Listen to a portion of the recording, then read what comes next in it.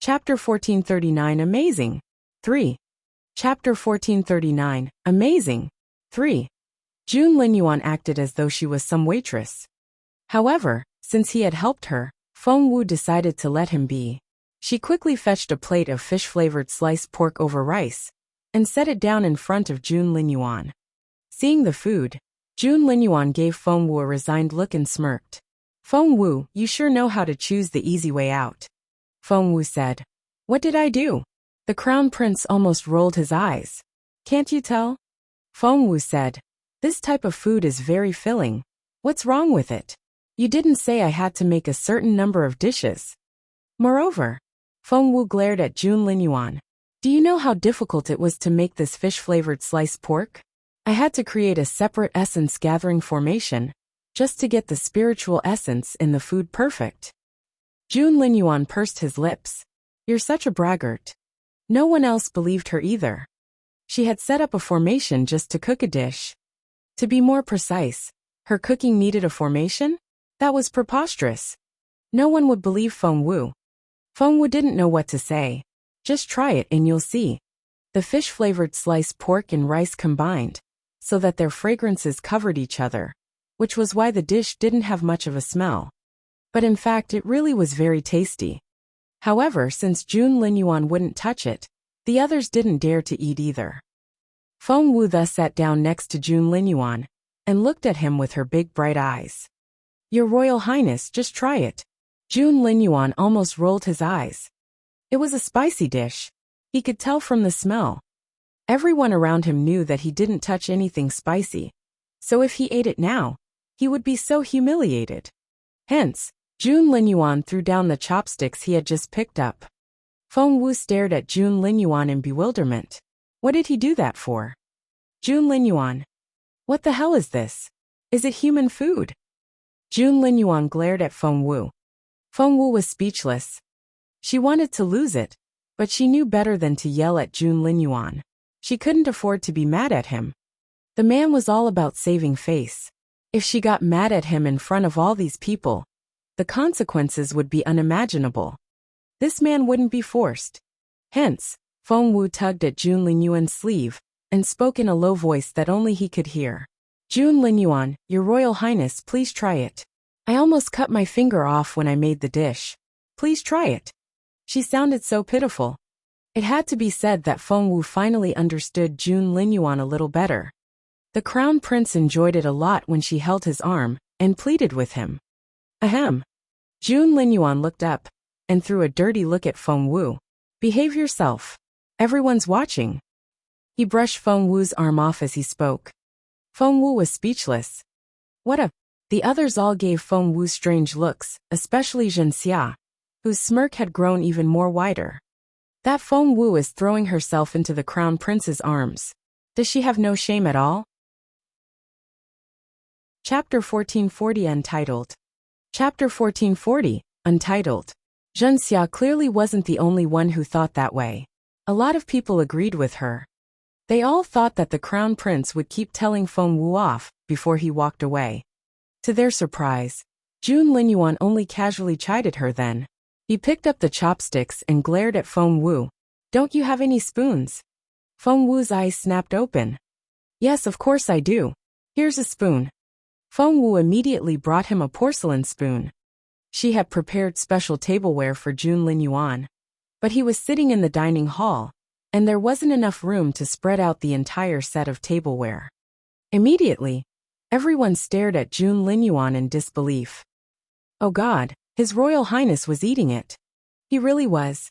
I thought His Royal Highness didn't eat spicy food. And I thought he couldn't even stand the smell of it. Isn't His Royal Highness very picky about his food? Isn't he? None of them could believe that the respectable Jun Linyuan would eat such simple food. Not to mention that it was a spicy dish, his least favorite taste. To their surprise, Jun Linyuan ate it. He frowned when he took the first bite, and looked like he was going to flare up the next moment. Everyone held their breaths, fearing that he might direct his anger at them. However, they waited and waited, but nothing happened. The crown prince then ate another spoonful, and the crowd was speechless. Everyone's eyes widened. How was that even possible? They were already very surprised when the crown prince didn't lose his temper. But he had taken another bite. Exactly how considerate was he? They thought that Jun Linyuan would stop after 2 bites and put down the spoon. However, the crown prince wouldn't stop eating. Everyone was speechless. They were so shocked that they didn't know how to express their feelings. His Royal Highness is still eating, so maybe it's actually quite nice. What are you thinking? It's just some rice with a little bit of meat and vegetables. How can it be tasty? I'll chop my own head off if that thing tastes good. You have a point. Miss Feng had to cook for 3,000 people, so taste would be her last concern. It's already very amazing that she could cook a meal at all. Since His Royal Highness is eating it, let's show Miss Feng some respect as well. They had to admit that His Royal Highness was being very nice to Feng Wu. Despite the big frown on his face, he was still trying to support her. Zhen Xia and the others exchanged looks, and all of them frowned. How could His Royal Highness stand such food? That was so infuriating. Many servants felt just as indignant. Chang Sen used to have 3 deputies, and after he left, one of them known as Ho Si was promoted. Like Feng Sun, Ho Si was quite a lively man. A plate of food was right in front of him at the moment, so he rolled up his sleeves and chuckled. Since His Royal Highness has started, I'm going to have my dinner as well. Let me try Miss Wu's great cooking. Ho Si believed that he had to take his young master's side. If His Royal Highness was on Miss Feng Wu's side, he should be as well. No matter how horrible the food tasted, he had to say that it was delicious. Chapter 1441 Untitled. Chapter 1441 Untitled. Hence, Ho Si picked up a spoonful of food, closed his eyes and stuffed it into his mouth. As soon as the food entered his mouth, dense spiritual essence filled his mouth, waking up all his taste buds.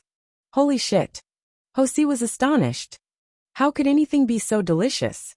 When he swallowed the food, the satisfying sensation was indescribable. After standing there in astonishment for 3 seconds, Ho Si finally returned to his senses. He opened his eyes and gave Jun Linyuan an accusing look.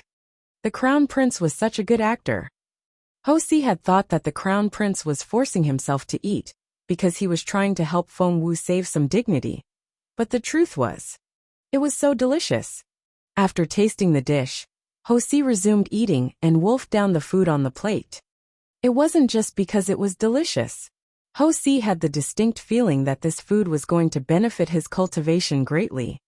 The others were amazed by the way Ho Si ate. There was a reason it was Ho Si who took over Chang San's position.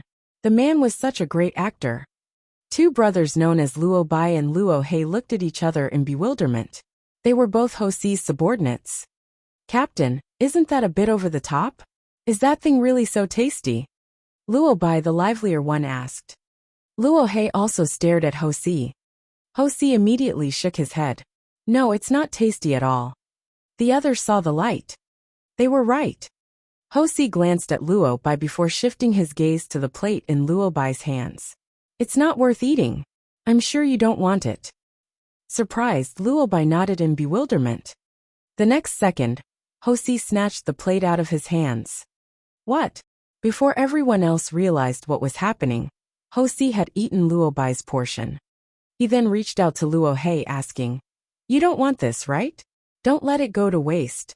Luo Hei wasn't stupid. He found it very strange that Ho Si wouldn't stop eating when he said the food wasn't good at all. Hence, Luo Hei scooped up some and put it into his mouth. Ho Si's face immediately darkened.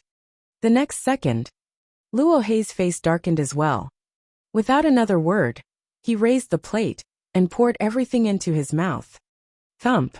Ho Si was exasperated. Since when are you so fast? Ho Si was the captain of the guards, and Luo Bai and Luo Hei were his capable assistants. Naturally, the others paid a lot of attention to them. They saw how vexed Ho Si was. Because of that, they looked at one another in bewilderment. Then, Ho Si, Luo Bai, and Luo Hei involuntarily looked around at the other servants, and the look in their eyes gave them the creeps. Just then, rumble, a fluctuation of spiritual essence spread out from Ho Si. Even Ho Si himself was astonished. He had made a breakthrough.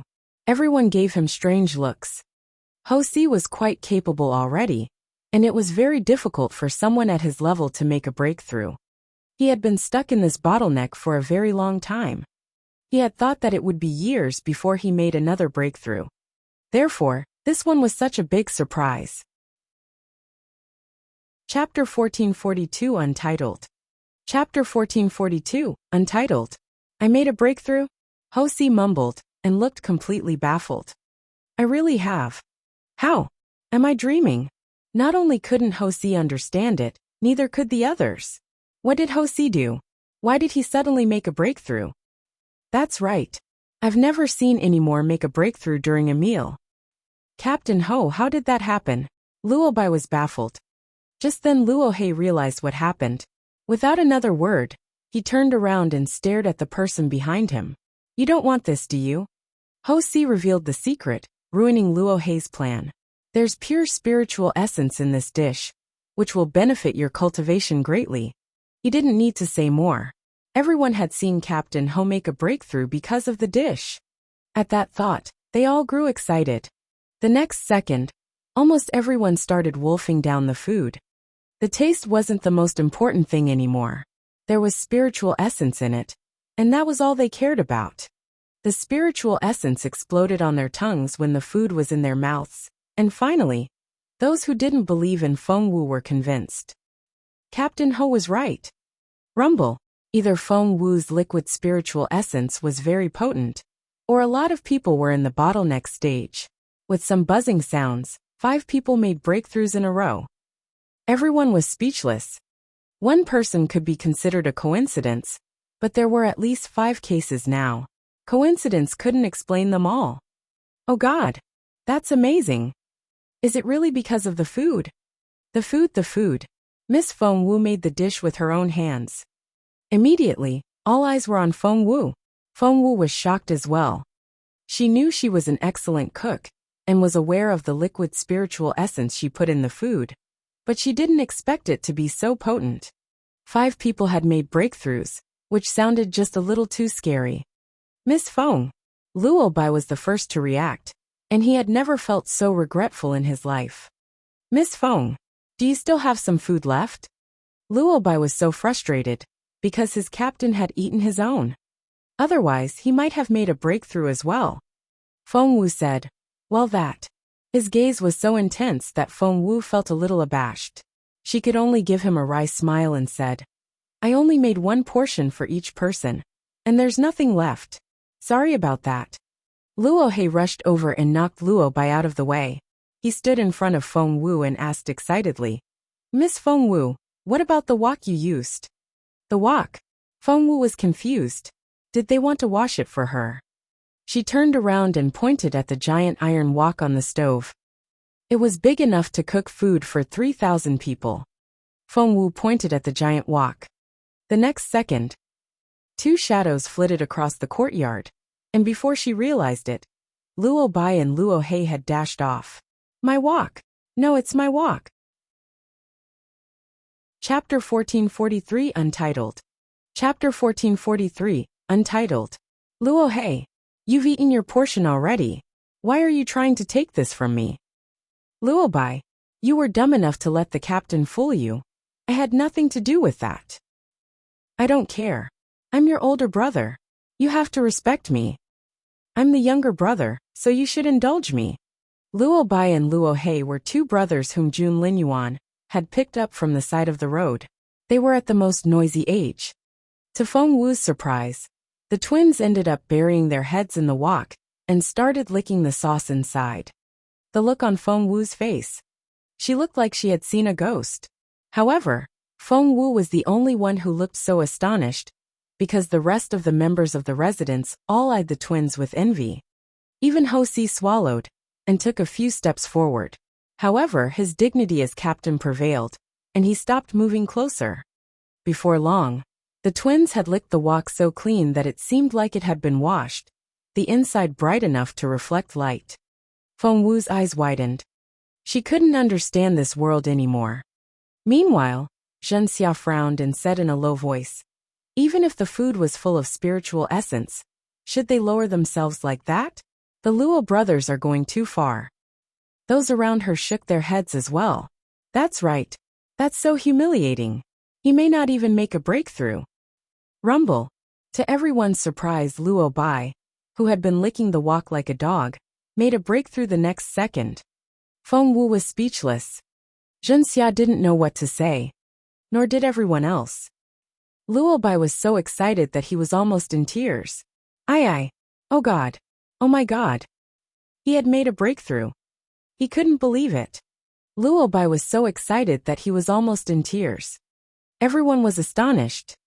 Their gazes shifted from Luo Bai to Feng Wu, and they all looked at her in disbelief. Even Junxia, who wouldn't believe it at first, had to admit that Feng Wu's food could indeed help with cultivation. Even Jun Linyuan was giving Feng Wu a strange look. It was a mix of pride and resignation. He then rose to his feet and walked away. A hush fell over the room.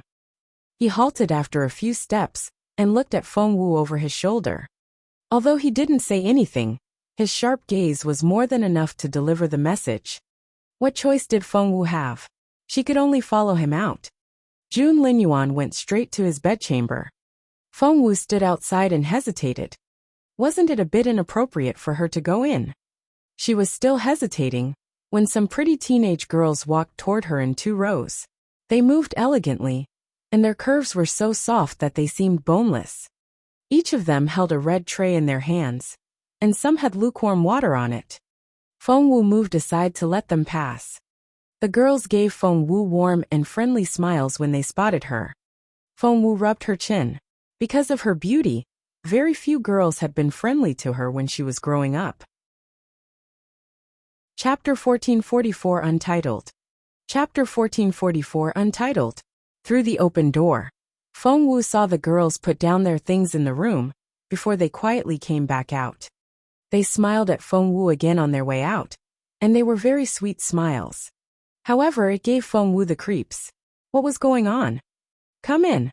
She heard Jun Linyuan's cold voice. Feng Wu's stomach lurched. Something felt off, but it was impossible to resist Jun Linyuan's pressure. However, she put up one last struggle. Jun Linyuan snorted in the room. I thought you agreed to work as my humble servant. Are you going to go back on your word? Feng Wu was speechless. What other choice did she have? She could only inch toward Jun Linyuan, moving as slowly as she could manage. The crown prince looked at the way she lowered her head and was very amused. Did she think the work would disappear if she stalled for time? The longer she put it off, the worse it would be. Come over here. Jun Linyuan patted the stool by his bed and gestured at Feng Wu to come closer. Feng Wu pouted and stared at him. Jun Linyuan ignored her and lay down on the bed, resting his head on his hands. Looking from the basins of hot water to Jun Linyuan's casual demeanor, Feng Wu was dumbfounded. This is... The crown prince glanced at Feng Wu and asked, What do you think? Feng Wu said, Please don't tell me that I have to wash your hair for you. The crown prince nodded. Feng Wu said, Jun Linyuan, are you a 3-year-old? Can't you wash your hair on your own? Why do you need other people to wash it for you? Jun Linyuan's face darkened. Feng Wu said, Plus, so many pretty young maids were here just then, why didn't you ask them? Why me? No, I'm not doing it. The crown prince gave her a half-smile and asked, Are you disobeying my order now? Feng Wu said, Humph. Yes, I am. So what? Jun Linyuan gave her a cold glance. Leave then. Outside, Feng was speechless. Your Royal Highness, you have to talk nicely to girls. Can't you be a little softer? You'll never win Miss Feng Wu's heart like this. Feng Wu was baffled. She had expected Jun Linyuan to be mad, but never thought that he would kick her out. Feng Wu was speechless. She stood there and didn't know what to do. She couldn't leave, because the 6th trial had been extended to 18 days. And it was only 99% complete at the moment. If she walked away now, she would fail. Therefore, she couldn't leave. Gritting her teeth, Feng Wu stomped her foot and wanted to smack her own head. Why did she have to be so stubborn? She had to live with the consequences now. What choice did she have? For her broken star pieces, she had to stay. In the end, Feng Wu had to rub her forehead to get rid of the frown, and she inched back toward Jun Linyuan. Sitting down on the stool, she was about to untie Jun Linyuan's hair when he sat up.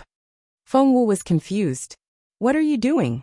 The crown prince gave her an arrogant glance and said indifferently, "I don't deserve your service. You can go now." Jun Linyuan then pointed at the door, telling Feng Wu to get out. Feng Wu was speechless. "If you don't want to serve me, just leave," the crown prince said proudly. Feng Wu was speechless.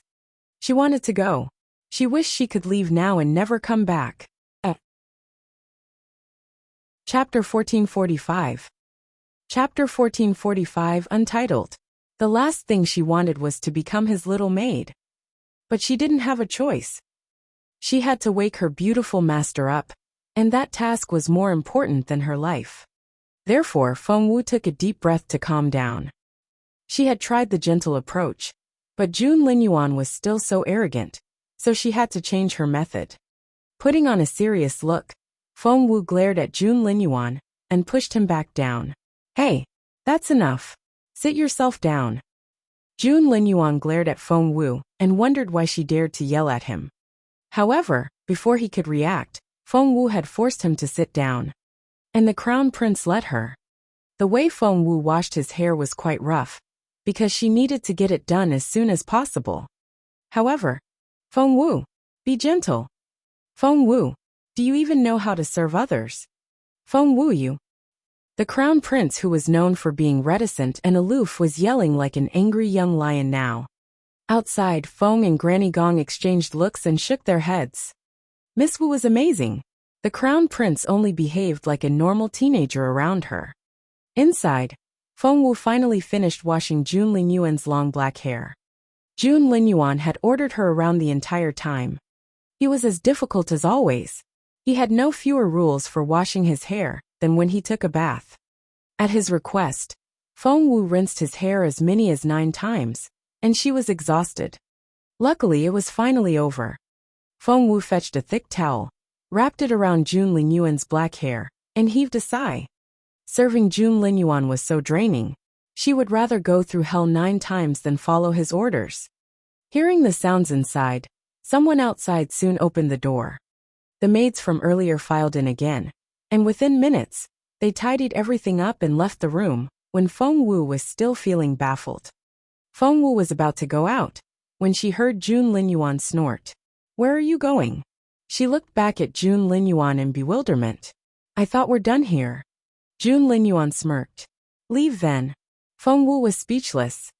She knew it couldn't be that easy. Jun Linyuan had asked her to wash his hair repeatedly, and to give him a head massage. It had taken Feng Wu over an hour to do everything. "What do you want now?" Feng Wu sounded very impatient. The crown prince was very sensitive, and he immediately detected her impatience. He snorted and looked away. His attitude was very obvious. Feng Wu was speechless. "Jun Linyuan, are you asking me to dry your hair now?" Feng Wu asked grumpily. Jun Linyuan rolled his eyes and gave Feng Wu an accusing look. Feng Wu rubbed her own forehead. She was so baffled. "Your Royal Highness, you're a very capable cultivator with the fire attribute. Activate your spiritual essence, and your hair will dry instantly." Why did he have to dry his hair with a towel? That was so. Chapter 1446 Untitled. Chapter 1446 Untitled. The crown prince immediately flushed. He glared at Feng Wu and said, "So you're going to leave before your work is done?" Feng Wu felt so helpless. "You can solve that problem by simply moving a finger. So why do you have to order me around? Do I look like an easy target?" Jun Linyuan glared at Feng Wu. "Go then. Now." Feng Wu was speechless. She wanted to smack her own head again. She had only just warned herself not to get mad at Jun Linyuan, but she had forgotten again. She still had the 6th trial.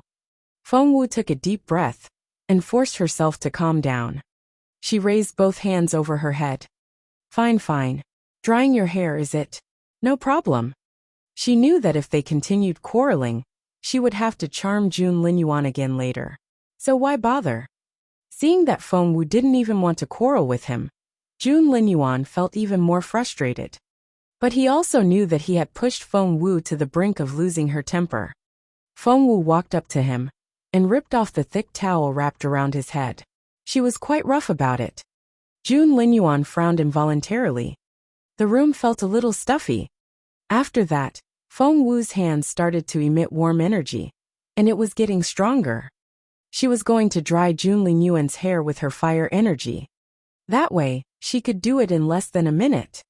But just then, she heard Jun Linyuan's cold voice. "Is that how you're going to deal with my hair?" Feng Wu stopped rubbing and looked at Jun Linyuan in bewilderment. "What are you talking about? This is the quickest way." However, once his hair was dry, he would run out of excuses to keep her here. He looked at Feng Wu and said, "It'll damage my hair." Feng Wu almost choked on her own breath. Damage his hair? I didn't know a man like you would care about the quality of your health. Jun Linyuan, you're so full of surprises.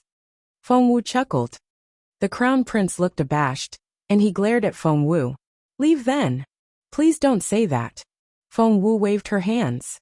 "I'm not going anywhere until my work is done here. I have to make sure that you're all comfortable." After that, she fetched a thick towel to rub Jun Linyuan's hair. "Did I force you to stay?" the crown prince asked grumpily. Feng Wu said, "No, of course you didn't.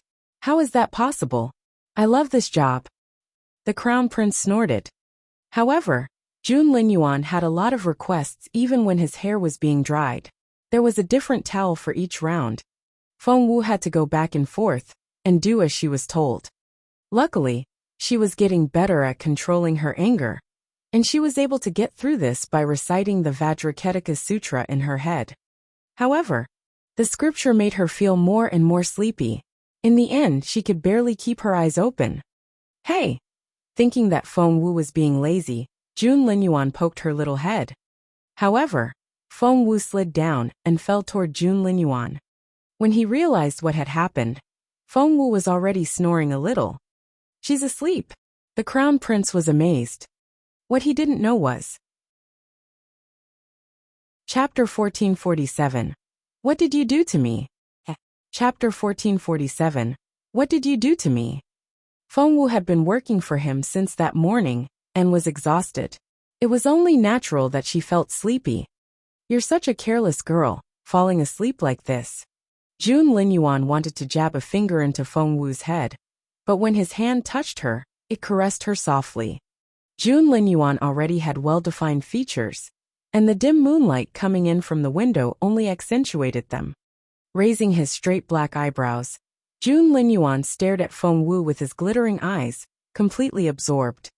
Despite his usual domineering and majestic self, he was looking at her with such gentle eyes that he seemed to be as calm as the wind and the moon. Feng Wu liked to move around in her sleep.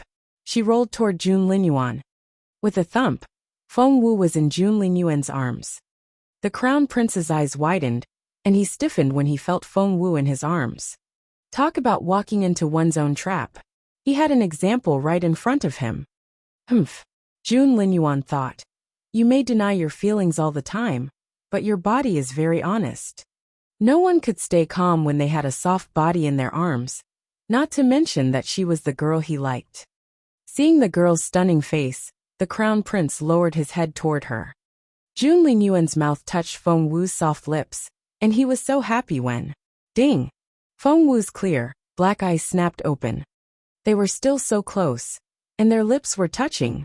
When their eyes met, they were both shocked. Caught red-handed, the crown prince was astonished, and his head went blank. The next second, he involuntarily pushed Feng Wu away. Crash! Poor Feng Wu. Before she knew what was going on, she was spinning in the air, and then fell to the floor. The crown prince blushed in embarrassment when he heard the crisp sound. Feng Wu had been sleeping, but the fall woke her up. She landed on her butt.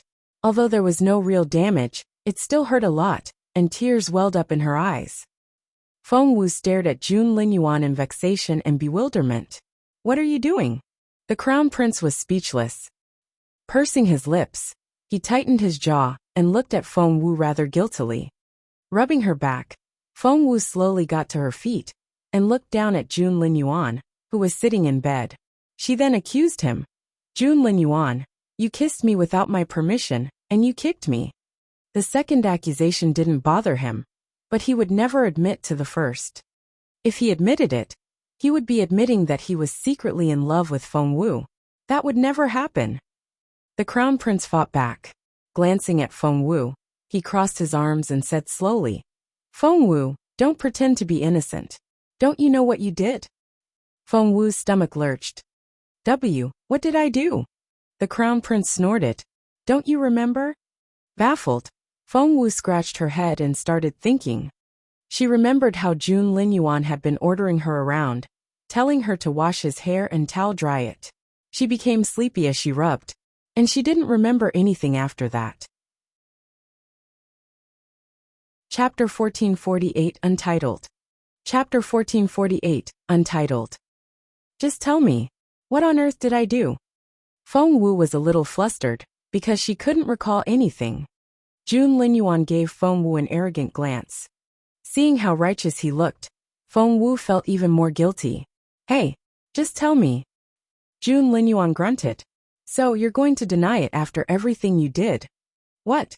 Feng Wu's eyes widened. After what I did, what on earth did I do? Heh. The crown prince snorted. You're supposed to work as my maid, but you've been drooling all over me. Talk about throwing the blame on other people. The crown prince was trying very hard to prove that he wasn't in love with Feng Wu. Feng Wu was furious, and she glared at Jun Linyuan. Impossible. I would never drool over you. Even if I did, it would be over. My beautiful master. The crown prince didn't notice the last bit of her claim, and went on grumbling. That's not even the worst bit. You then caught me off guard, climbed into my bed, and wouldn't let go of me. And you know the rest. That was a very serious accusation. Feng Wu could stand the previous one, but this second part set her off. Her face went scarlet red, and she could barely form a coherent sentence. I climbed into your bed. Impossible. The crown prince casually glanced at her. If you hadn't, why did you fall off? Feng Wu said. Well, anyway, the climbing into bed part never happened. The crown prince said. It did. Feng Wu said. No, I didn't do that. The crown prince said. Yes, you did. Feng Wu said. No. Jun Linyuan snorted and glanced at Feng Wu. He then said sarcastically, Little Feng Wu, what did you do today? Why are you so desperate tonight? Feng Wu clenched her fists in frustration. She couldn't help but recall what happened earlier today. Today was the Immortal Flower Festival, and a lot of very suggestive things happened in the grove. Jun Linyuan glanced at Feng Wu, crossed his hands behind his back, and asked in a solemn tone, Aren't you too young to think about such things? You shouldn't surrender to your desires. Feng Wu. She now knew what it meant to give a dog a bad name and hang him. She almost had a stroke. She could neither retort nor fight him, and the frustration made her tremble from head to toe. Seeing how defeated Feng Wu was, the crown prince was over the moon. That's what you get for laughing at me earlier today. It's never too late to take revenge. As smart as Feng Wu was, Jun Linyuan was the only one who could irritate her like this. Frustrated, she clenched her fists and ran out the door. Hey, Feng Wu, stop. Realizing that he had stepped out of line, he called after her. But Feng Wu ignored him. The door was yanked open and then slammed shut. Running out after Feng Wu, Jun Linyuan almost smashed his nose into the door. Ahem. Feng and Granny Gong had been standing outside the door the entire time, so they heard everything. The crown prince looked embarrassed when he saw them at first, but the proud teenager immediately glared at them. Chapter 1449, Doesn't she know shame? Chapter 1449, Doesn't she know shame? Granny Gong was too timid to speak. But not Feng. He could speak freely even in front of Emperor Wu. Ahem, Your Royal Highness, Feng said patiently. When a girl is mad, the sooner you try to appease her, the easier it will be. It'll be very difficult to make her happy if you leave it for too long. Jun Linyuan had wanted to find Feng Wu, but he realized what he was doing when he heard Feng. Me appease her? Feng, you must be out of your mind. He then shut the door from inside. Feng was speechless. Granny Gong heaved a sigh. I'll go talk nicely to Miss Wu. Her young master had made the mess, but she had to clean up after him. Feng nodded in resignation. Feng Wu dashed off in frustration. She ran all the way out of the crown prince's residence and back to the Feng manor. She bumped into a person outside Fallen Star Yard. Watch where you're going, the person cried out. After recognizing Feng Wu, she immediately shut up. It was none other than Feng Lu herself, and Dugamengshi was with her. Although she had lost her baby, she and Lady Wang had somehow managed to make Dugamengshi care even more for Feng Lu, and they were preparing for an engagement reception. Feng Lu was furious when she saw Feng Wu. Dugamengshi didn't like Feng Wu either, both from what happened before, and because of the humiliation which Duga Yamo had gone through today. Feng Wu ignored them and walked straight in. Feng Wu, stop right there. As the favorite son of the Duga family, Dugamengshi had never been ignored like this. Feng Wu had a fierce energy about her when she was in a bad mood, so she turned around and stared at Dugamengshi with her cold gaze. Dugamengshi was a spoiled young heir, and that murderous look was more than he could take. His stomach lurched, and he felt a chill run down his spine. Feng Wu, how dare you? Are you trying to hurt young Master Dugu? Feng Lu had dealt with Feng Wu quite a few times, so she wasn't as intimidated. Feng Wu's gaze swept over them before she turned around to go inside. Just then, the door to Fallen Star Yard opened, and Granny Zhao appeared in the doorway. Seeing that the door was open, Feng Lu knew that her voice could easily be heard inside, so she snorted and said, Feng Wu, after what you've done, how dare you come back? Do you know how much shame you've brought to our clan? Granny Zhao was about to chase Feng Lu away, but she frowned when she heard those words. Uncle Chiu, Qiuling, and Chaoga were all there, and the beautiful lady was doing some needlework in the yard as well. It had been so peaceful and quiet in Fallen Star Yard before Feng Lu disrupted the atmosphere. Feng Lu stared at Feng Wu and smirked. What? After doing such a humiliating thing, are you going to leave just like that? There were a lot of people in Fallen Star Yard, and everyone went out and glared at Feng Lu. The short-tempered Chaoga rushed over to Feng Lu and picked her up by the collar. What was that? Do you want to get your ass kicked? Feng Lu smirked. Get my ass kicked. Ha ha ha. Why don't you ask Feng Wu what she did? Does she have no shame at all? Heh. Chapter 1450 Untitled. Chapter 1450 Untitled. Chaoga raised a fist, but Feng Wu shook her head. What did I do? What do you mean? Feng Wu decided to stop ignoring Feng Lu. She walked up to her and gestured at Chaoga to put her down. Once released, Feng Lu started mocking Feng Wu again. What did you do? Huh? Feng Wu, the entire capital city has heard of it. Stop pretending. Feng Wu said calmly, speak or go away. Seeing her elaborate speech received with nonchalance, Feng Lu was furious. She smirked. You can quit pretending already. You're just a despicable maid now. How dare you act pretentiously in front of me? A despicable maid? Granny Zhao and the others were all surprised. What was that supposed to mean? Feng Lu snorted. You don't know? Feng Wu has been turned into His Royal Highness's personal maid. Personal, ha. Chaoga paled and grabbed Feng Wu by the arm. Xiao Wu, is that true?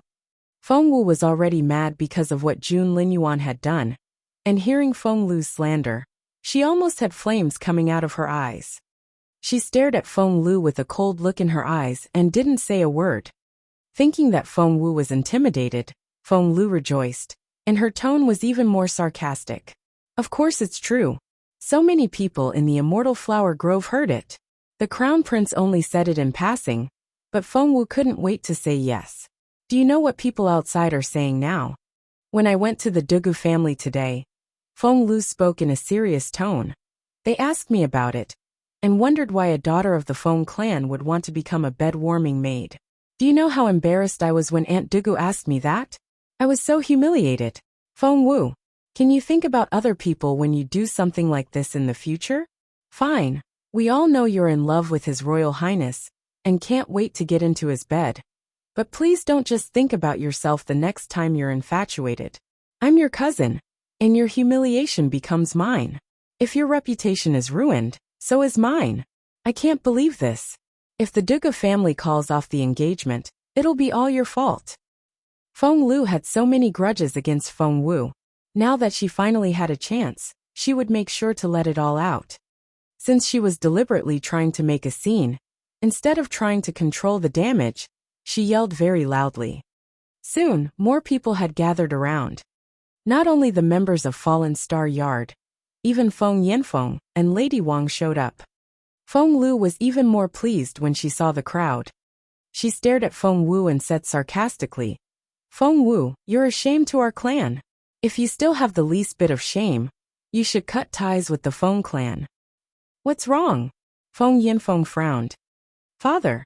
Feng Lu walked up to her parents as soon as she saw them, and told them all about Feng Wu's job as Jun Lingyuan's personal maid.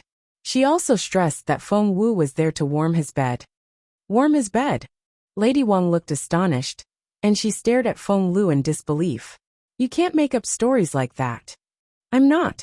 All the people in the Immortal Flower Grove heard it. I'm not making up any stories. Feng Wu, tell us. Did you or did you not agree to become the Crown Prince's personal maid? Chapter 1451, Is it true? Chapter 1451, Is it true? Instantly, all eyes were on Feng Wu. As Feng Lu's mother, Lady Wang certainly knew what Feng Lu meant. Feng Lu had suffered so much defeat at Feng Wu's hands. Now that she finally had the upper hand, Lady Wang had to back her up. Hence, Lady Wang faked an astonished face and smacked Feng Lu on the head. Watch your language. That's your sister. Feng Lu smirked. If she really thinks of herself as my sister, she should leave this clan. Otherwise, she'll only bring us shame. Lady Wang gritted her teeth and cast a stern look at Feng Lu. How can you say such things about Feng Wu? Your sister isn't like that. As she spoke, she smiled at Feng Wu. Xiao Wu, do tell us. Xiao Lu wasn't telling the truth, was she? Surely you wouldn't bring such shame to our family like that. What a question. One could tell how much she hated Feng Wu. Feng Wu didn't know how to describe her feelings right now. Had it not been for the mission, she would never have become Jun Lingyuan's maid. Despite her frustration, she kept her face unperturbed. She then glanced at Lady Wang and said indifferently, Jun Lingyuan's maid? That's me. What? Lady Wang stared at Feng Wu with unblinking eyes. What did you say? You're really warming his bed now. Feng Wu smirked. My lady, what's that look on your face? Do you think Feng Lu can get this job, even if she wants it? Wow. Lady Wang sucked in her breath. You. Lady Wang didn't expect to hear such a bold claim. Aren't you ashamed? Lady Wang went scarlet red in the face. Feng Wu smirked. Ashamed? Other people can't get this opportunity even if they beg for it. Shouldn't I be honored? What's shameful about it? You. Lady Wang was so furious that she pointed a shaking finger at Feng Wu. Feng Lu stared at Feng Wu in astonishment as well. She had tried to attack Feng Wu with that piece of news, but Feng Wu didn't care at all. Not only that, she was actually proud of it. Feng Lu didn't know what to say. She felt as if she had thrown a punch with all her strength, only for her fist to hit cotton. The beautiful lady took Feng Wu's hand and looked very concerned. It broke one's heart to see her like that. You're shameless. Lady Wang pointed at Feng Wu's nose. However, Feng Yanfeng smacked her hand away. Ahem. Crossing his hands behind his back, Feng Yanfeng looked at Feng Wu with an expressionless face. He suddenly cleared his throat and gestured at Feng Wu to walk to the side with him. He stared at Feng Wu once they were alone. Feng Wu frowned. Uncle, if there's nothing else, I'm going back inside. Stop. Feng Yanfeng stopped her. Feng Wu looked over her shoulder. Feng Yanfeng probably felt that it was an embarrassing question for him to ask as well, but he couldn't resist the possible gains. In the end, he cleared his throat and asked, Is Feng Lu telling the truth? Feng Wu looked at him in bewilderment. It only made Feng Yanfeng even more embarrassed, but he still snorted and asked, Is it true, the thing between you and His Royal Highness? Feng Wu said casually, If by the thing, you mean me becoming his personal maid. Chapter 1452 Untitled. Chapter 1452, Untitled. Feng Yanfeng looked Feng Wu up and down, and had to admit in the end that Feng Wu was a lot prettier than Feng Lu. No wonder even His Royal Highness was. Ahem. Feng Yanfeng cleared his throat. Actually, it's not a bad thing. Feng Wu only gave him an indifferent glance, because she already knew what her uncle was getting at. Indeed, the next thing Feng Yanfeng said was, since His Royal Highness is into you now, you should take the chance to make him care for you. Feng Wu looked at him with expressionless eyes. Feng Yanfeng thought that Feng Wu was going to listen to him, so he said patiently, you have to know how prestigious His Royal Highness is. He's the Crown Prince. You know how many girls are around him all the time. Yes, that's right. You're pretty, and His Royal Highness likes you. But can you be sure that His Royal Highness will always like you? Feng Wu frowned when she heard that. Feng Yanfeng couldn't sense her annoyance at all, and went on trying to persuade her. Xiao Wu, you have to listen to me. This is a chance you can't miss. Feng Wu. Feng Wu stared at Feng Yanfeng. Feng Yanfeng looked around, leaned closer to Feng Wu, and whispered, Xiao Wu, while you still have the chance, you have to. Feng Wu frowned. What did you say? Feng Yanfeng said, you have to get pregnant with the Crown Prince's baby. Feng Wu looked at Feng Yanfeng, and found him a complete idiot. How could this man be a senior member of her own family? Feng Yanfeng stared at Feng Wu and stressed each word. The Crown Prince doesn't have any children now. If you give him a son, do you know what will happen? He'll dote on you, and you'll become the royal family's favorite. The Feng clan will rise because of you. Little Feng Wu, the entire Feng clan is counting on you. Even if you don't want it yourself, you have to do it for the clan. Do you understand? In the end, Feng Yanfeng was so excited that he was shaking Feng Wu by her shoulders. Feng Wu gave him a you idiot look. Seeing how unperturbed Feng Wu was, Feng Yanfeng gradually became disappointed. After a final glance at Feng Yanfeng, Feng Wu turned to leave. Feng Yanfeng's face darkened. Feng Wu. Feng Wu didn't even look back. She only said, moron. Moron. Feng Yanfeng was astonished. He was the minister of the Ministry of Official Personnel, the head of the Feng clan, and Feng Wu's uncle. But she had just called him a moron. Hey, you stupid. But before he could go on, Feng Wu turned her head and sneered at him. Uncle, are you urging me to? Ahem. Feng Yanfeng coughed loudly to stop Feng Wu from telling other people. After all, as her uncle, he would be ridiculed if other people learned that he had urged his niece to sleep with a man, even if that man was Jun Linyuan. Although Feng Wu didn't finish the sentence, they all knew what she meant. Fearing that Feng Wu might expose her father, Feng Lu immediately tried to change the subject. Feng Wu, how can you be so proud when you haven't even been on a winter hunt yet? Feng Wu rolled her eyes at Feng Lu. Feng Lu smirked. You don't know what that is, do you? Chapter 1453 Untitled. Chapter 1453 Untitled. Feng Wu decided to let the idiot go on. Feng Lu gloated. Huh. Of course you don't know what it is, because you're not qualified to go. You can't even be there. That's so funny. Chaoga was so mad that she wanted to hit Feng Lu. After her initial rage, Feng Wu had calmed down by now. She stopped Chaoga and let Feng Lu continue her performance. Are you done? Feng Wu looked at her. Feng Wu, you don't know what to say now, do you? Ha ha ha. Feng Lu laughed in satisfaction. Feng Wu then slammed the door shut. Feng Lu and the others were shut out. Hey, Feng Wu, open the door. How dare you shut me out? Feng Lu kicked the door in frustration. However, the door wouldn't budge no matter how hard she kicked. Suddenly, a hush fell over the crowd.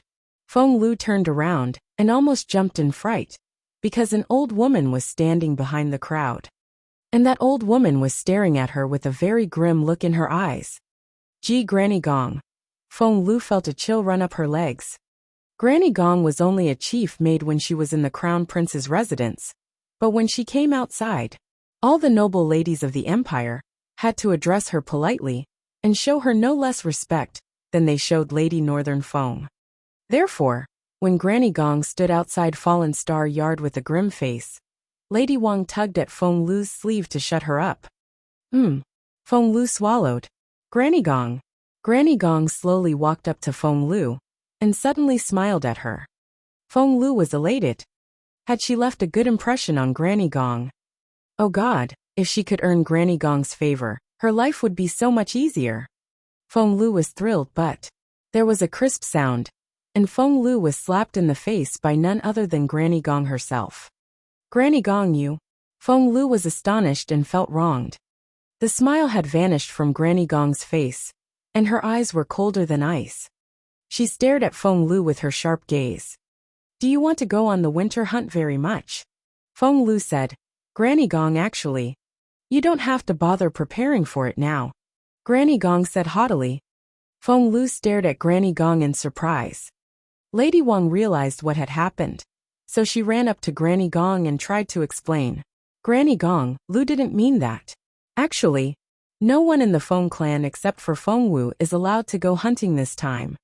After that announcement, Granny Gong gave them an arrogant glance and said, Now get out of here.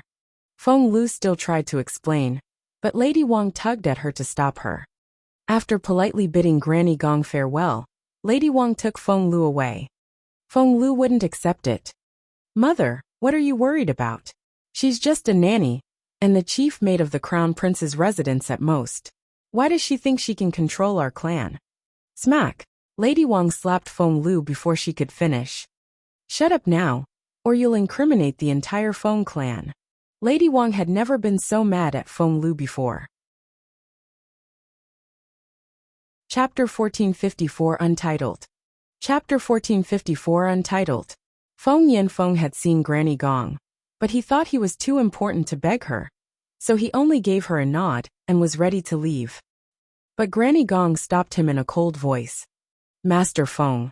Her voice wasn't loud, but there was something very majestic in it. She was only an elderly maid in the Crown Prince's residence, and was far more inferior to Feng Yanfeng, the minister of the Ministry of Official Personnel. But somehow, Feng Yanfeng felt intimidated by her. Granny Gong stared at Feng Yanfeng with her sharp gaze. Master Feng, you're short-sighted. Feng Yanfeng was utterly baffled, and looked at Granny Gong in confusion. Granny Gong snorted. To her, Feng Yanfeng was an idiot. If he had a little more faith in Feng Wu, he would be able to see the Crown Prince's feelings for her, and wouldn't think Feng Wu was a mere bed-warming maid. Feng Yanfeng was about to ask, when Granny Gong cut him off in her indifferent voice. Master Feng, think it over. If you're perceptive enough, you may be able to grab this great opportunity. That was all the hint Granny Gong would give him. Great opportunity? Feng Yanfeng was dumbfounded. Yes, a chance to make the Feng clan rise again. Granny Gong stared at the front gate of Fallen Star Yard. To make the Feng clan rise again? Feng Yanfeng was thrilled. Can the Feng clan become one of the 9 major clans again? Granny Gong glanced at Feng Yanfeng. The 9 major clans? You can rise higher than that. Feng Yanfeng was elated. He wanted to ask more questions, but Granny Gong was done reminding him. Master Feng, think it through. After that, Granny Gong walked past Feng Yanfeng and went into Fallen Star Yard. She thought that Feng Yanfeng should understand, because she had made it so obvious. However, Feng Yanfeng was still dumbfounded after Granny Gong went inside. A great opportunity to make the Feng clan great again? What could it be? Could it be Feng Wu? But even if Feng Wu actually climbed into Junling Yuan's bed and gave him a child, it wouldn't be enough to make the Feng clan rise. Could it be? Feng Yanfeng's eyes lit up. Could it be that Feng Wu's child would inherit Junling Yuan's great talent, and the Feng clan would rise because of that genius baby?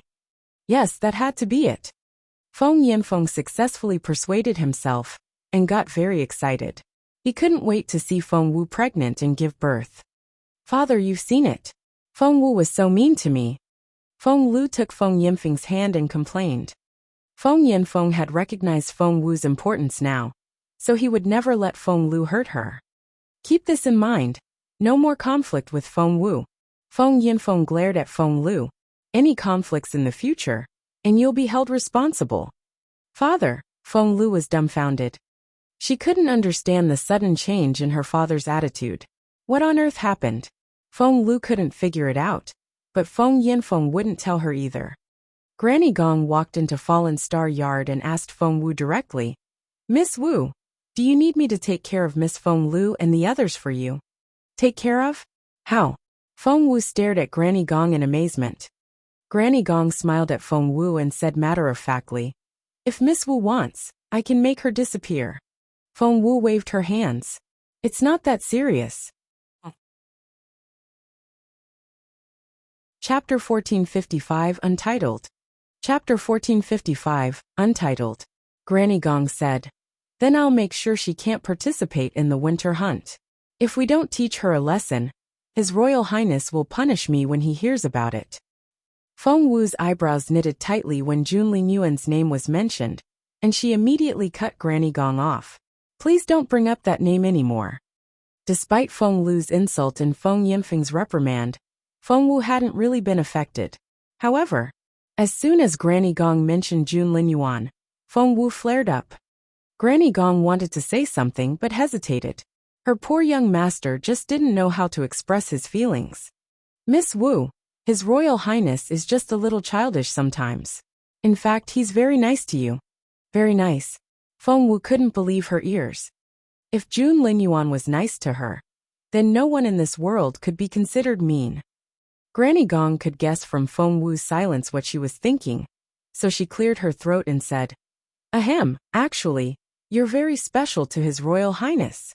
Feng Wu glanced at Granny Gong in resignation. "Very special indeed, but I'd rather not be." Granny Gong said, "Miss Wu, actually, the Crown Prince really liked little Feng Wu, but he was just too proud, which was why he always behaved like a bully." She told Feng Wu that. Feng Wu rolled her eyes. "Granny Gong, do you believe that?" Granny Gong was speechless. She knew that so much misunderstanding had accumulated by now that no explanation would be enough, so she decided to leave it to her young master to solve the problem. She heaved a sigh and said, "Miss Wu, I think you should say goodbye to your family for the evening." Feng Wu kept her cold gaze on Granny Gong without saying a word. Despite her reluctance, Granny Gong still looked at Feng Wu and said solemnly, "Miss Wu, I think it's time you said goodbye." She made it very clear that Feng Wu had to go back with her tonight. Feng Wu pointed a trembling finger at Granny Gong and remained silent. Chaoga ran up to Feng Wu, put herself between the two people, and glared at Granny Gong. "You evil old woman! If you're trying to take Xiao Wu away, you'll have to kill me first." The others gathered around them as well. Qiuling pleaded with her eyes. The beautiful lady was in tears. Granny Gong was speechless.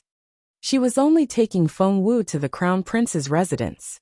Why did they look like she was going to decapitate Feng Wu? Granny Gong ignored them all. She only stared at Feng Wu and said a name. "Feng Xiaoqi." Feng Wu frowned. "Granny Gong, are you threatening me now?" Granny Gong raised an eyebrow. "Miss Wu, I think you know the answer. His Royal Highness is the only one who can do that." Junlin Yuan. Feng Wu frowned. She had to admit that Junlin Yuan could actually do that. "Where's Xiaoqi?" Feng Wu asked Chaoga. Chaoga had been about to tell Feng Wu about it, and she immediately said, "He left with some men who were supposed to be from the Imperial Guards." "Xiao Wu, let's go get Xiaoqi now." So it was indeed the Imperial Guards. Feng Wu stared at Granny Gong with a dangerous look in her eyes. Granny Gong remained unperturbed and spoke to Feng Wu in a low voice that only she could hear. The look on Feng Wu's face changed immediately. She stared at Granny Gong. "Are you threatening me now?" Chapter 1456 Untitled. Chapter 1456 Untitled. Granny Gong said, "You think too highly of me." Feng Wu snorted, walked out the door, and headed for the Feng Manor next door. Grand Secretary Feng was a highly capable man and Xiaoqi's teacher. Why would he let the Imperial Guards take Xiaoqi away? However, when she got there, Steward Feng told her that Grand Secretary Feng was out visiting a friend. Out visiting a friend? What a coincidence. Feng Wu frowned. Steward Feng bowed. "Yes, The old master received an invitation from old Master Zeng and immediately set out. Did he say when he'll be back? Feng Wu narrowed her eyes. Steward Feng shook his head with a wry smile. Feng Wu went back to Fallen Star Yard and only asked Granny Gong in an indifferent voice, "Does Jun Linyuan know old Master Zeng?" Granny Gong replied in an unperturbed tone. The old master taught His Royal Highness scriptures for a year before. He retired and went back to his hometown after His Royal Highness mastered everything. So, old Master Zeng's invitation must have been designed by Jun Linyuan to lure Grand Secretary Feng away. Damn you, Jun Linyuan! What lengths would he go to, just to keep her around him? Feng Wu was speechless. Granny Gong looked at Feng Wu. "Miss Wu, stalling may not do young Master Qi any good." Of course Feng Wu knew that, but she still couldn't get over the fact that she was being threatened. "Xiao Wu, did the Crown Prince really hit you?" the beautiful lady asked between broken sobs. Feng Wu's eyes widened. "Did Jun Linyuan hit me? Where did that rumor come from?" The beautiful lady caressed Feng Wu's face with her soft hands and said nervously, "Good. There's no scar." Feng Wu was speechless. She took her mother's hand and frowned. "Mom, who told you that?" Since the beautiful lady remained at Fallen Star Yard all the time, rumors outside shouldn't be able to reach her, not to mention that it was utter nonsense. Qiuling immediately complained. "It's all because of Miss Lu. When young Master Qi was taken away, she came here and spouted all sorts of rumors. We chased her off, but my lady obviously heard her." "That's right. They took Xiaoqi away. Xiao Wu, your brother was kidnapped." The beautiful lady sobbed and looked so perplexed. "Where did your brother go?" Feng Wu gave her mother a sympathetic look. She had no idea what the beautiful lady had gone through, but she had always lived in a confused state like this. To her, the world revolved around Feng Wu and Xiaoqi. Now that Xiaoqi was missing, she was bound to feel anxious. "Mom, don't worry. I'll bring Xiaoqi back." Feng Wu sighed inwardly. Granny Gong was right. It would be very unwise of her to argue with Jun Linyuan right now. Since she couldn't do that, she had to change her approach. She didn't like the idea, but what choice did she have? "Let's go." Feng Wu glanced at Granny Gong and walked out of the courtyard. Granny Gong heaved a sigh. She was genuinely worried that the young couple would fall out again. By now, because of Bishi, the Empress Dowager had noticed Feng Wu again. Granny Gong felt a headache coming on when she thought about that old lady. Feng Wu and Granny Gong left the Feng Manor and went back to the Crown Prince's residence. However, Chapter 1457 Untitled. Chapter 1457, Untitled. Soon news leaked out of the Feng clan. It was said that Feng Wu ran back home after Jun Linyuan hit her, but Granny Gong came after her and took her back to the residence. Jun Linyuan was such a high-profile name, and Feng Wu drew a lot of attention. Everyone was so curious about their story that in less than 2 hours, the news spread to every corner of the imperial capital. Even the Empress Dowager heard it. What? Junjun beat Feng Wu up? The Empress Dowager didn't like Feng Wu in the first place. After what she heard from Bishi, she disliked Feng Wu even more. Therefore, she was secretly delighted when she heard the news. If that's the case, let her stay in the Crown Prince's residence to recover from her injuries. Eliminate her name from the list of participants for the winter hunt. The Empress Dowager didn't want to see Feng Wu's face. Lady Northern Feng was about to speak, but the old lady cast a stern look at her. "Don't say a word. Don't mention her name again in front of me. Otherwise, I won't like you anymore." Lady Northern Feng was rendered speechless.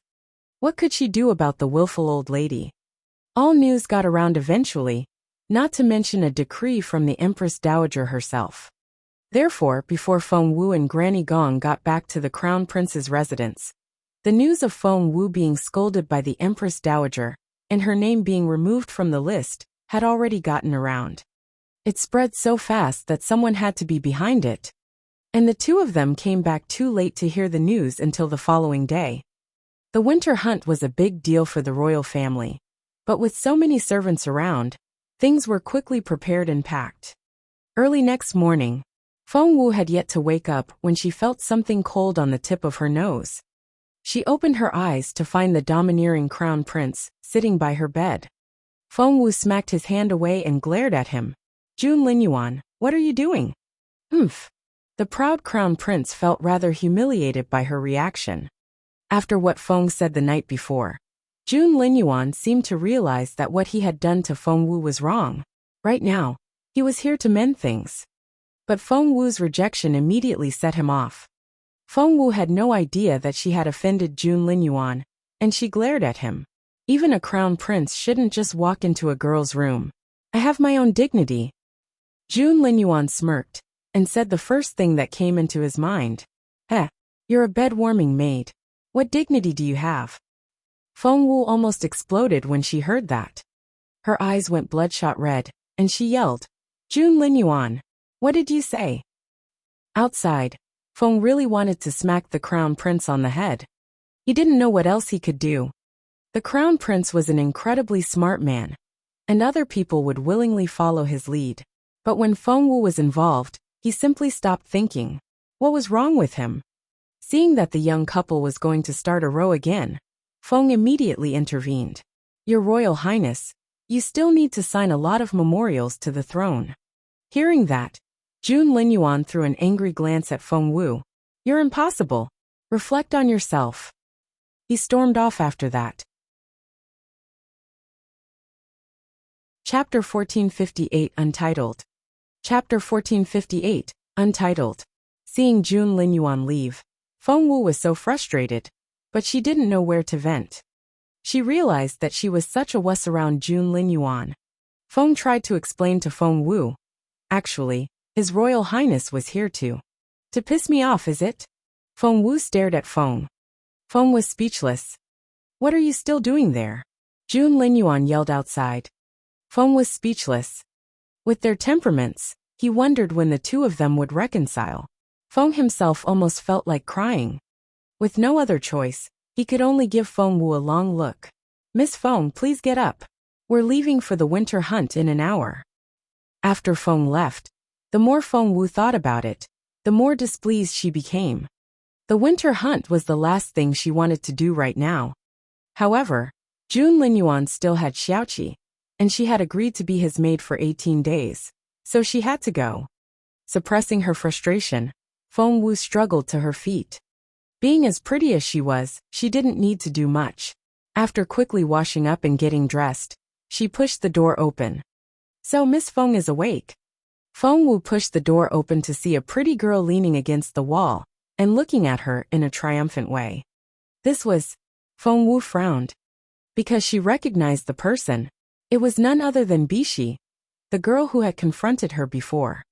Feng Wu wasn't in the mood to talk, so she gave her a nod and was going to walk past her. However, little maid, where are you going? Bishi uncrossed her arms and said to Feng Wu with a smile. Her tone was quite provoking. Moreover, who was she to call her a maid? Who did she think she was? Feng Wu was already grumpy from having to get up, and with the row with Jun Linyuan, she was very angry when Bishi just showed up like this. So, she wasn't going to play nice. To the winter hunt. Feng Wu stared at Bishi. The winter hunt? Ha ha ha. Are you saying you're going? Bishi gave her an "you're insane" look. Feng Wu ignored her and continued walking. You haven't heard? Bishi shouted behind Feng Wu. She didn't try to keep her voice down, so she had already caused a scene. Slowly, people began to gather. Zhenxia and a few young maids were standing a short distance away. Zhenxia was on Zhuo Qingwan's payroll, so she was naturally hostile toward Feng Wu. She was thrilled to see Bishi criticizing Feng Wu. Seeing that Feng Wu was leaving, Bishi said in a sarcastic voice, Don't you know? You're not qualified to go to this year's winter hunt. What? Feng Wu frowned and stared at Bishi. Bishi looked like she had just seen an idiot. You seem surprised. But didn't you know? Only 4 maids can go, and you're new here. Why would you think you get to go? Feng Wu was a little baffled. Crossing her hands behind her back, Bishi raised her chin and gloated. Moreover, the Empress Dowager gave a decree. You, Feng Wu, have been disqualified from going. Disqualified? Feng Wu frowned. Are you sure? Seeing the way Feng Wu frowned, Bishi thought that Feng Wu was unhappy, which pleased her immensely. It's an order from the Empress Dowager, so of course it's true. Feng Wu, don't tell me you just presumed you could go. How do you feel now? I bet you're so mad. Ha ha ha. Chapter 1459 Royal Progress 1. Chapter 1459 Royal Progress 1. Feng Wu was speechless. She had never wanted to go to the event in the first place. Hearing this good news, she felt like throwing a party to celebrate. Are you sure I'm not qualified to go? Feng Wu looked at Bishi with her brooding eyes. Bishi snorted. Feng Wu, I see that you really want to go hunting. Too bad, you're not allowed to. Ha ha ha. The idea of Feng Wu not being able to go made Bishi feel utterly satisfied. But Feng Wu, as soon as she heard that she wasn't qualified, she was over the moon. Without another word, she turned around and headed back. She moved so fast that the others didn't have time to react. When Bishi realized what had happened, Feng Wu was already several hundred meters away. Dumbfounded, Bishi watched as Feng Wu walked away. She then turned to Wuxia with a confused look on her face. As she left just like that, Bishi stared at Wuxia and mumbled. Wuxia was too smart to get involved in the conflict between Bishi and Feng Wu, so she gave Bishi a little bow and left with her young maids. Bishi was speechless. By then, the crown prince had already gotten into his carriage. However, he was so angry at the moment that no one dared to get any closer. Even Feng couldn't start a normal conversation with him. Why aren't we moving? The crown prince asked impatiently. That girl is so grumpy. I can't even make fun of her now. The more he thought about it, the angrier he became. Your Royal Highness, some people are still not here yet, especially Feng. However, the crown prince cut him off with a wave of his hand. If they're not here yet, they're not going. He was so angry that he didn't understand what Feng was saying. Feng was speechless, for he knew that his young master didn't hear him clearly. So he raised his voice and said, Your Royal Highness, Miss Feng Wu hasn't arrived yet. Something clicked in Jun Linyuan's head. No one could disturb him like that, not even the Emperor or the Empress Dowager. However, whenever Feng Wu's name popped up, it meant something special. However, he still cared about his pride more. How dare she not show up? Good. That's interesting. So interesting. Jun Linyuan smirked. Let her stay behind then. Let's go. After that, Jun Linyuan gave a wave, and they were on their way. Bishi was one of the maids who was allowed to tag along. She wasn't on the list at first, but since she worked for the Empress Dowager, all it took was a word from the old lady, and she was given permission. She was a little fidgety after confronting Feng Wu today, fearing that the crown prince would punish her later. However, Bishi was thrilled when she heard what Jun Linyuan said. Feng Wu, there I was, thinking you mean something to His Royal Highness. But as it turns out, you're nothing special. Bishi wasn't worried anymore. The winter hunt always took place in the Selna grassland. That grassland was where the Selna tribe lived. They were one of the fiercer tribes in the empire, and known as the tribe on horseback. The tribesmen were known for their towering heights and sturdiness. They were born with great strength, and were innately amazing soldiers. Chapter 1460 Royal Progress 2. Chapter 1460 Royal Progress 2. Therefore, even Emperor Wu, the ruler of the continent, had to be on friendly terms with the tribe. The winter hunt was when Emperor Wu paid a friendly visit to the chief of the tribe, and more went on behind the scenes than any ordinary person could comprehend. That was why Emperor Wu would have a large entourage every single time. At Dingwu Gate, Emperor Wu brought more than 20 officials with him this time, all of whom were his closest confidants. And they all came with their own families as well, who had carriage after carriage of luggage. Right now the square outside Dingwu Gate was packed. Luckily, the families all had their allotted spots, so it wasn't very messy. There was a hubbub of voices as soon as Emperor Wu showed up. Your Majesty. Emperor Wu's steward smiled wryly, and spoke in a low voice when the Emperor was about to give the order to set out. His Royal Highness isn't here yet. What? Emperor Wu's face immediately darkened. For this trip, he had not only brought Empress Dugu, but quite a few concubines as well. However, Empress Dugu was the only one sharing a carriage with the emperor. Hearing the steward's words, Empress Dugu thought that her chance had arrived, so she slowly said, "His Royal Highness is really arrogant. Your Majesty has to wait for him now." Emperor Wu was already unhappy, and Empress Dugu's deliberate words only aggravated the situation. He was visibly in a bad mood. The chief steward smiled bitterly inwardly. Her Majesty is still so selfish. She's all about making her own son the crown prince instead. However, the chief steward was completely on Jun Lingyuan's side, even if the young man had never been particularly nice to him. Jun Lingyuan is getting bolder and bolder. Emperor Wu smacked the table. "Your Majesty, we calculated the best time to set out. If we're delayed because of His Royal Highness, it won't be a good sign. What are we going to do?" Empress Dugu feigned a worried tone. Emperor Wu snorted. "If he doesn't want to come, then don't. Tell everyone we're leaving now."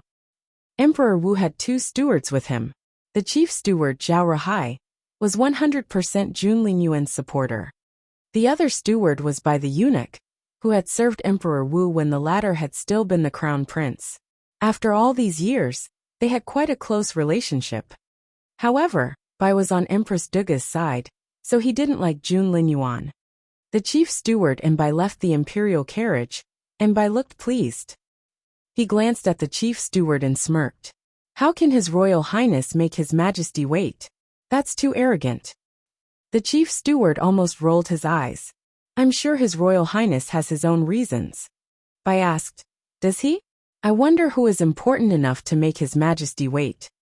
His voice might be low, but Emperor Wu heard everything. "That's unacceptable." Emperor Wu was very serious about his dignity, and he wouldn't be challenged. Now that Bai had said that, his impression of Jun Lingyuan immediately worsened. What was Jun Lingyuan doing now? Halfway to the square, the crown prince couldn't stand it anymore. He had been thinking about Feng Wu the entire time. Chapter 1461. Royal Progress 3. Chapter 1461, Royal Progress 3. In the end, Jun Lingyuan felt a throbbing pain in his head. What was the point of going if little Feng Wu didn't go? Jun Lingyuan suddenly realized a frightening fact. Before he knew it, Feng Wu had become so important to him.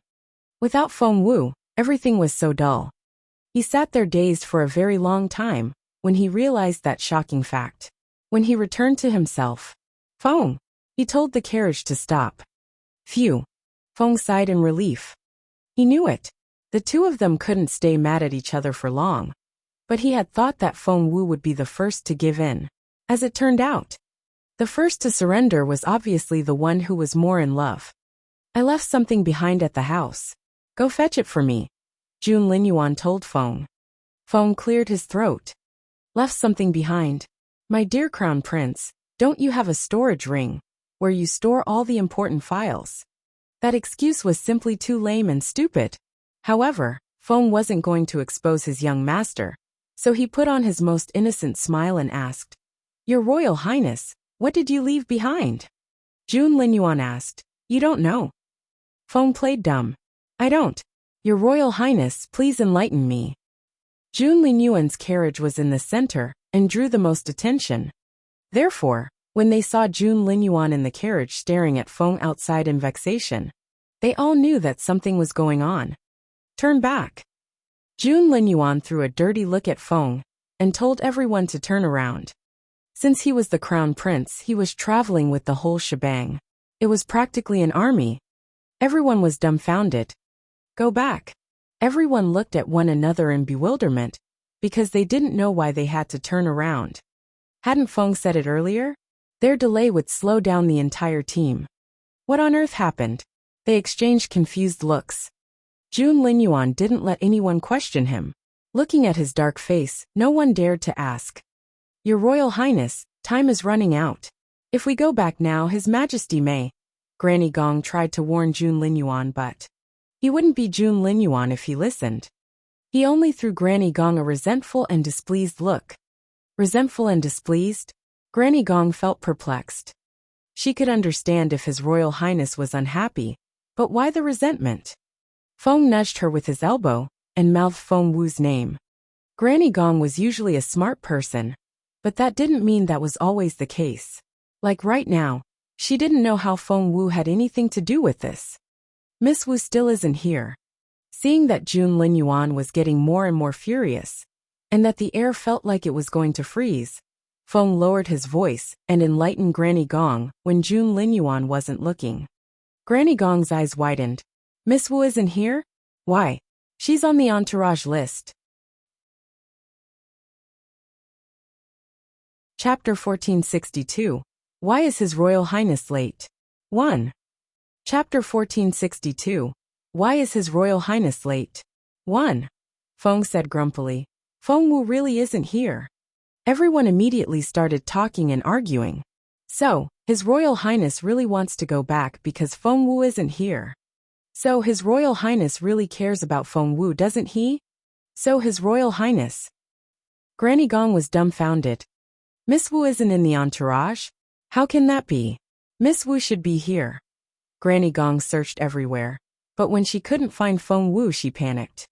She had come up with the name list for the Crown Prince's residence, so she knew better than anyone else where Feng Wu should be.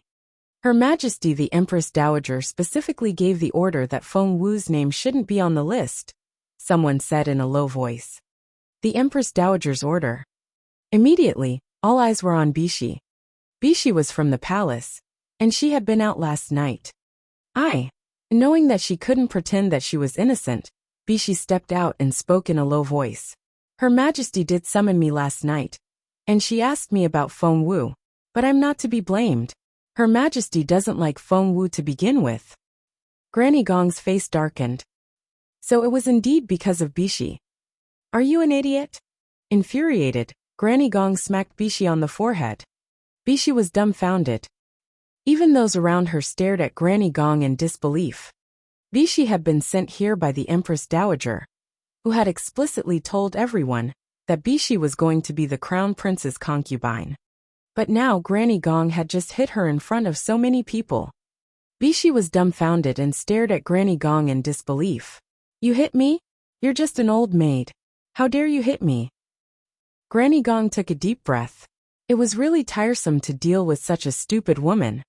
Bishi had no idea what Granny Gong was thinking, and went on yelling at her. You hit me because of Feng Wu. She's a nobody. How dare you hit me because of her? That's right. Feng Wu wanted to come this morning, but I stopped her. I laughed at her and told her she wasn't qualified. So what? What can you possibly do to me? Bishi raised her chin and looked very smug. She believed that she was going to be an imperial concubine one day.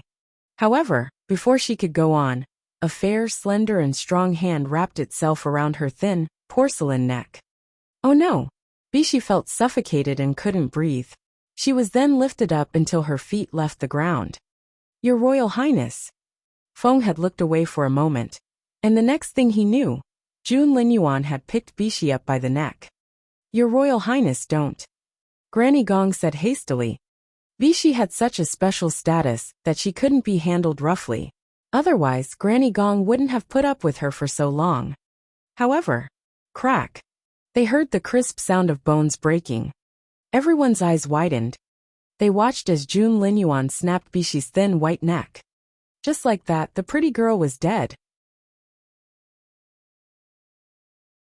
Chapter 1463. Why is His Royal Highness late? 2. Chapter 1463. Why is His Royal Highness late? 2. All around them, there was only silence. No one dared to breathe loudly or make a sound. That was so terrifying. Chills ran up their legs and spines, and they felt cold to the bone. They had always known that the Crown Prince was a heartless man who could kill easily. But recently, it had been a while since the servants at the residence saw the Crown Prince lose his temper. They even thought that they were beginning to see something human in him. So, many people involuntarily thought that the Crown Prince had become more approachable. As it turned out, he was still that heartless Crown Prince. Your Royal Highness. Immediately, everyone dropped to their knees, lowered their heads, and didn't dare to meet Jun Lingyuan's eyes. The crown prince looked around with his cold, murderous eyes. His eyes seemed to see through everything. The crowd shook from head to toe. They didn't dare meet his gaze, and had to control their breathing, so that they wouldn't make a sound. "Let's go." Jun Lingyuan snorted, tossed Bishi aside, and marched off. The others felt chilled to the bone. The crown prince's residence. Fengwu had slept in that morning, and was enjoying the moment. She was having a sweet dream, when she felt a cold, intense gaze on her. The person never looked away. Fengwu was so sensitive that she couldn't ignore such an intense gaze. Involuntarily, she opened her eyes. "Jun Lingyuan." Fengwu rubbed her sleepy eyes and yawned. Jun Lingyuan gave her a half-smile. Crossing his arms, Jun Lingyuan strolled over to the bed and stopped in front of Fengwu. "You're awake." The crown prince pinched Fengwu's plump cheeks with his slender fingers. Jun Lingyuan's fingers were as cold as ever, and his touch immediately woke Fengwu up. She shuddered and smacked his hands away. "Didn't you go to the winter hunt? Why are you back?" Fengwu was surprised. The crown prince smirked. "To look for you." "To look for me?" Fengwu pointed a finger at herself. "Haven't you heard? Her Majesty the Empress Dowager specifically gave the order that I'm not allowed to go." Jun Lingyuan gave her an indifferent glance. "Why do I feel that you look very happy?" "I'm not." Fengwu wasn't a fool, so of course she wasn't going to admit it. She immediately said, "I'm not qualified to go? I'm so sad. I'm such a pitiful girl." Jun Lingyuan stared at Fengwu like he was looking at an idiot. Under his gaze, Fengwu couldn't keep pretending, so she cleared her throat to give herself a way out. "Hey Jun Lingyuan, are you also not going to the winter hunt?" Fengwu really didn't want to go. The wind was the harshest on the Sino grassland during this season, and it wouldn't be a comfortable journey. But because of that, the beasts which came out at this time were fierce magical beasts, making it the perfect season for a hunt. "Let's go." Jun Lingyuan wrapped his right hand around Fengwu's little hand and dragged her toward the door. "Hey, where are you taking me?" Fengwu suddenly had a bad feeling. "The winter hunt." The crown prince's answer was very succinct. Fengwu said, "Hey, I'm not going." The crown prince grunted. "Didn't you just call yourself a sad, pitiful girl?" Chapter 1464. Why is His Royal Highness late? 3. Chapter 1464. Why is His Royal Highness late? 3. Fengwu buried her face in her hands. "But I'm not qualified to go. Her Majesty the Empress Dowager gave the order to exclude me from the entourage." The crown prince looked at Fengwu, as if she was an idiot. "Are you stupid?" Fengwu was dumbfounded. The crown prince said, "That order is meaningless to me." Fengwu said, "Ahem, that's an imperial decree." Jun Lingyuan said, "To other people. He was always the one who would be treated differently." Fengwu shook her head. What more could she say? Most of the crown prince's entourage had left for Dinggu Gate, led by Granny Gong. When they arrived, the others were ready to set off. The chief steward had been keeping an eye on the surroundings, and was finally relieved when he saw the people of the crown prince's residence. "His Royal Highness is finally here." The chief steward heaved a sigh of relief. Bai frowned. He hadn't expected Jun Lingyuan to arrive in time, and had thought that he could use the opportunity to trash the crown prince. What a waste of an opportunity. Bai was disappointed. "I see that His Royal Highness decided to show up at the last minute," Bai said sarcastically. The chief steward glanced at Bai. "Master Bai, I advise you not to step out of line. His Royal Highness's position isn't easily shaken." Bai snorted and wouldn't comment. A stepmother could turn a real father into a stepfather as well. His Majesty doted on Empress Dugu right now, and of course he loved their son the second prince. Was the crown prince's position that stable? Bai didn't think so. The chief steward was about to tell Emperor Wu that the crown prince was here, when Granny Gong gave him a wry smile. She then told him that the crown prince wasn't in the carriage. What? The chief steward panicked. How can His Royal Highness not be here? The chief steward stared at Granny Gong in disbelief. Granny Gong, This isn't the time to make jokes like that. Bai gave Granny Gong a strange look as well. Granny Gong smiled bitterly. She knew what the situation was like right now, but what could she do about the willful prince? Just then, they heard Emperor Wu's voice from the carriage nearby. What's with the noise? Bai immediately seized the opportunity to step forward and answer loudly. Your Majesty, the Crown Prince's entourage is here. The chief steward and Granny Gong frowned as they stared at Bai. Bai had put it in such an ambiguous way that he had deliberately made the emperor think that the Crown Prince had arrived. Emperor Wu was still mad, and he smirked when he heard that. Tell that unruly son of mine to get over here. Granny Gong knew that she couldn't let things go on like this, so she stepped forward, bowed to the imperial carriage, and replied, Your Majesty, His Royal Highness hasn't arrived yet. What?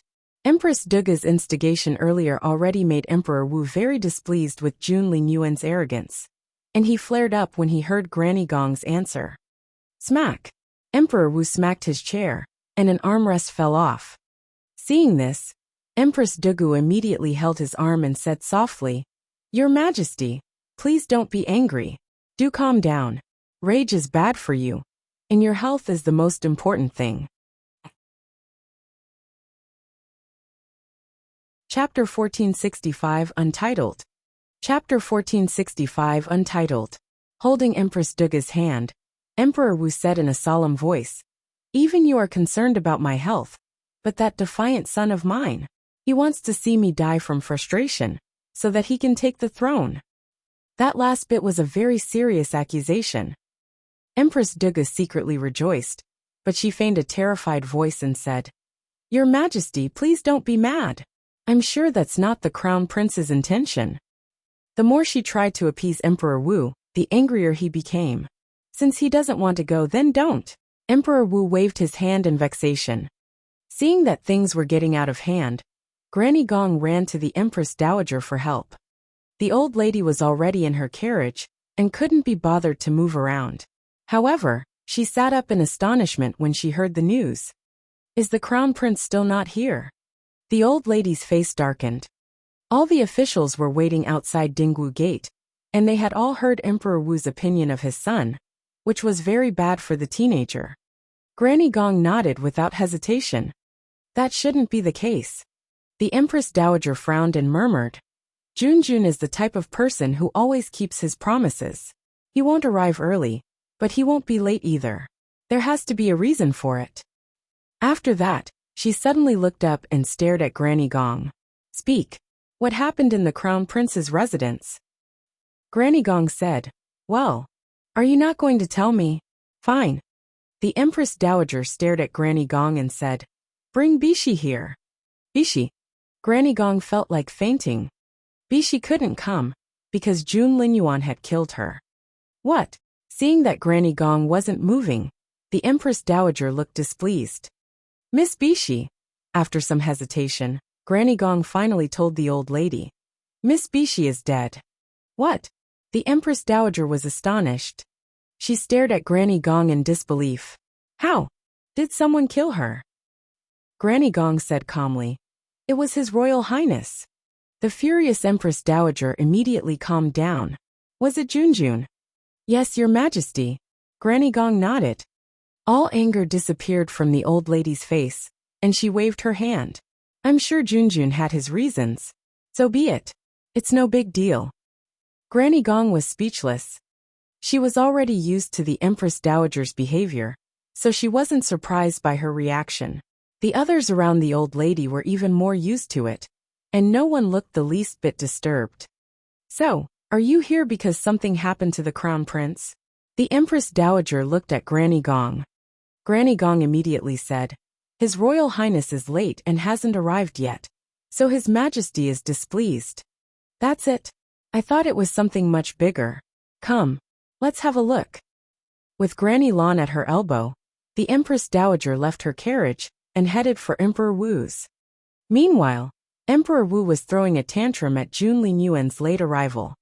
He smacked the table and bellowed, If that defiant son doesn't want to go, disqualify him. We're leaving now. Empress Duga secretly rejoiced. It seemed that the Crown Prince had fallen out of favor. Seeing how furious the emperor was, all the officials shivered in fear and didn't dare to move. Your Majesty, a cold voice rang out at that moment. Chapter 1466 Untitled. Chapter 1466 Untitled. Emperor Wu was wondering who was bold enough to intrude on him, when he saw that it was his mother. Mother, what are you doing here? Emperor Wu quickly moved closer to hold her arm with an obsequious smile on his face. Being a filial son, Emperor Wu had always been very obedient toward his mother. The Empress Dowager glared at Emperor Wu. I hear that you're going to remove Junjun from the entourage. Emperor Wu cleared his throat. The Empress Dowager glared at him. It's true. You really are going to do that? Empress Dugu interjected. Your Majesty, that's only because His Royal Highness is so. Shut your mouth. The old lady was furious, and she glowered at Empress Dugu. I'm talking to my son. This isn't your place to speak. Empress Dugu was speechless. The Empress Dowager cast a stern look at Empress Dugu. You just can't wait to see the emperor hate the crown prince, so that your own son can take his place, can you? I'm telling you, in your dreams. Empress Dugu felt so embarrassed at being scolded like that. She let her eyes fill with tears as she said in a pitiful voice, Your Majesty, you've misunderstood me. I just don't want to see His Majesty wronged. Emperor Wu held her hand, and was touched by his dear Zitong. The Empress Dowager glared at Empress Dugu. Just shut up. Emperor Wu said, Mother. The Empress Dowager lashed out at Emperor Wu. Can't you see by now what her plan is? Why is she crying? Have I wronged her? Junjun has no parents. He should be the one crying. Emperor Wu cleared his throat. Mother, I'm still around. When there's a stepmother, the real father will forget about his son. You're as bad as a stepfather now. Emperor Wu cleared his throat. Oomph. The Empress Dowager snorted and sat down on the soft cushion. Emperor Wu said, Mother. The Empress Dowager said, Not another word. I'm going to wait here. And I'm not leaving before Junjun arrives. Emperor Wu didn't know what to say. Empress Dugu was speechless. She held Emperor Wu's hand in frustration, humiliated by the old lady's scolding. Emperor Wu could only hold her hand, without being able to offer any comforting words. Around them, all the officials lowered their heads in silence. The chief steward, and Bai didn't say a word either. They all knew perfectly well that as long as the Empress Dowager was around, no one would threaten Jun Lingyuan's position. While the situation was under control, over on the other end in the Crown Prince's residence. Come with me. Jun Lingyuan took Feng Wu's hand. Feng Wu frowned. I really don't want to go. Jun Lingyuan looked back at Feng Wu. Are you sure? Feng Wu nodded repeatedly. Yes, very. Jun Lingyuan snorted. Who gave you the right to stay here? Feng Wu was dumbfounded. Jun Lingyuan snorted. You go where I go. Got it? Feng Wu was speechless. Before Feng Wu realized what was going on, Jun Lingyuan pulled her away, and she had to stumble after him. Feng Wu tired to shake his hand off, but the Crown Prince only held her hand tighter. On their way from the Crown Prince's residence to Dingwu Gate. Chapter 1467 Untitled. Chapter 1467, Untitled. A lot of people were positioned along the road, just to report on Jun Lingyuan's whereabouts. There. His Royal Highness has left his residence. His Royal Highness has passed Anding Street. His Royal Highness has crossed Anha Bridge. His Royal Highness has. Soon the news reached Dingwu Gate. Meanwhile, everyone was silent, and no one made a sound. Those who were qualified to come were anything but fools, and they all realized how tense the situation was. All hail His Royal Highness. A high-pitched voice at the gate announced Jun Lingyuan's arrival. Despite the eunuch's shrill voice, the others felt very relieved to hear it. They could finally breathe normally again. Hearing that, the Empress Dowager rose to her feet, and threw a dirty look at Emperor Wu. I told you that Junjun would be here. Wasn't I right? After that, she headed out. Empress Dugu's face turned livid. Outside, Junjun. The Empress Dowager was elated to see Jun Lingyuan. She was about to walk up to him with Granny Lan when She looked up and saw Jun Linyuan holding Feng Wu's hand. Immediately, the Empress Dowager's face turned livid. "You!" The Empress Dowager glared at Feng Wu with cold eyes. Feng Wu used all her might to throw off Jun Linyuan's hand. However, that didn't appease the Empress Dowager. The look in her eyes only turned even more fierce. Taking Jun Linyuan's hand, she said, Jun, you're finally here. Everyone's waiting for you. What took you so long?" Jun Linyuan gave Feng Wu an indifferent glance. Feng Wu looked at him angrily and wouldn't let him blame it on her. Ahem. Jun Linyuan coughed into his fist and asked, "Can we go now?" "Yes, of course. You lot, help the Crown Prince to his carriage." The Empress Dowager was used to taking care of Jun Linyuan like this, but it meant much more to the officials. Feng Wu was about to get into the carriage as well, when the Empress Dowager shot a warning glance at her. Feng Wu sighed inwardly. "Come to my carriage." The old lady threw a dirty look at Feng Wu and gave the order. Feng Wu was speechless.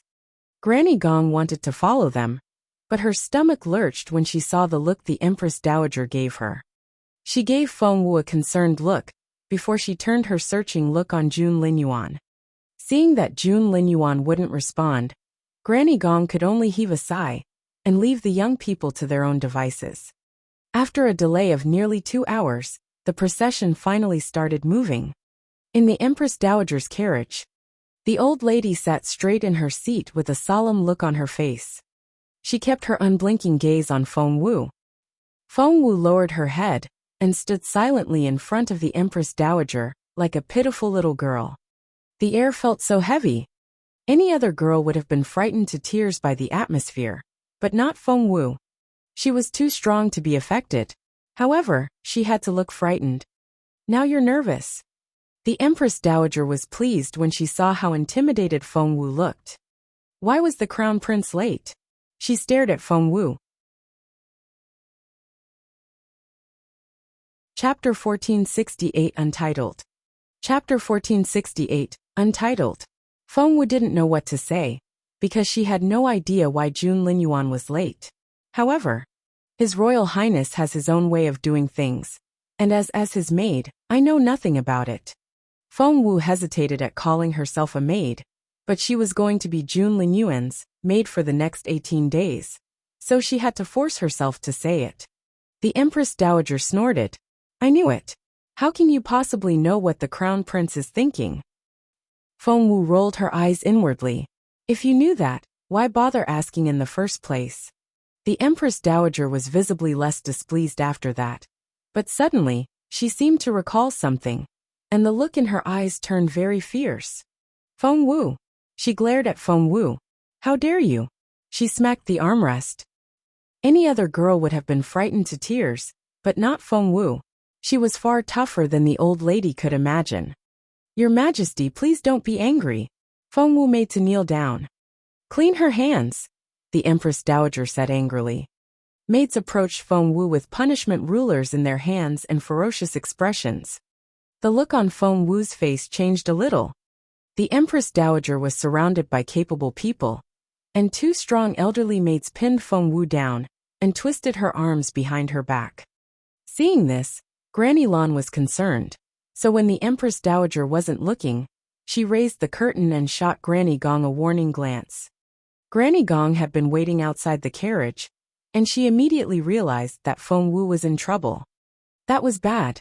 Knowing how Jun Linyuan felt for Feng Wu, Granny Gong could only imagine how chaotic things would get if the Empress Dowager ended up punishing Feng Wu. At that thought, Granny Gong immediately ran off to report to her young master. "Clean her hands with the rulers." The Empress Dowager's face was livid, and her tone was very decisive. She believed that Feng Wu had seduced the Crown Prince. Otherwise, her Junjun would never have arrived late. Outside the carriage, Emperor Wu had brought people of various clans with him this time. Northern Feng Mansion, the Zhou family, the Feng clan, the Duga family, and Mu Manor were all included. Of the royal family, the Empress Dowager, the Empress concubine Oriole, the 3rd and 5th princesses, and the 3rd prince were coming along as well. They had yet to recover from the shocking scene of Jun Linyuan arriving with Feng Wu's hand in his. So, right now, they were all discussing it among themselves in their respective carriages.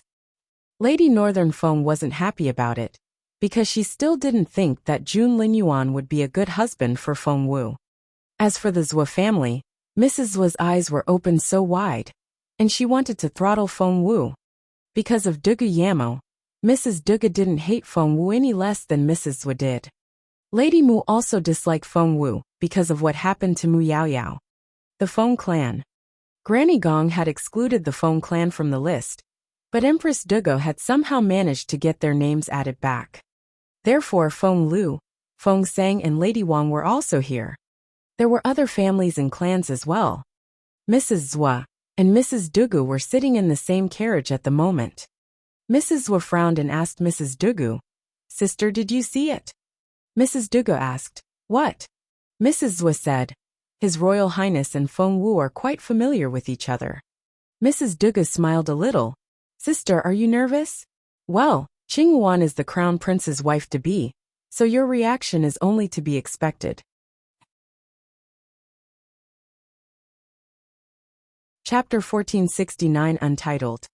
Chapter 1469 Untitled. Holding Mrs. Dugu's hand, Mrs. Zhua smiled wryly. "Sister, I'm not alone in this. Isn't Yamo interested in that position as well?" The entire imperial capital had heard how Dugu Yamo had tried to confess her love to Jun Linyuan, but ended up having her immortal flowers taken by Feng Wu. Because of that, Dugu Yamo had become the laughingstock of the whole city.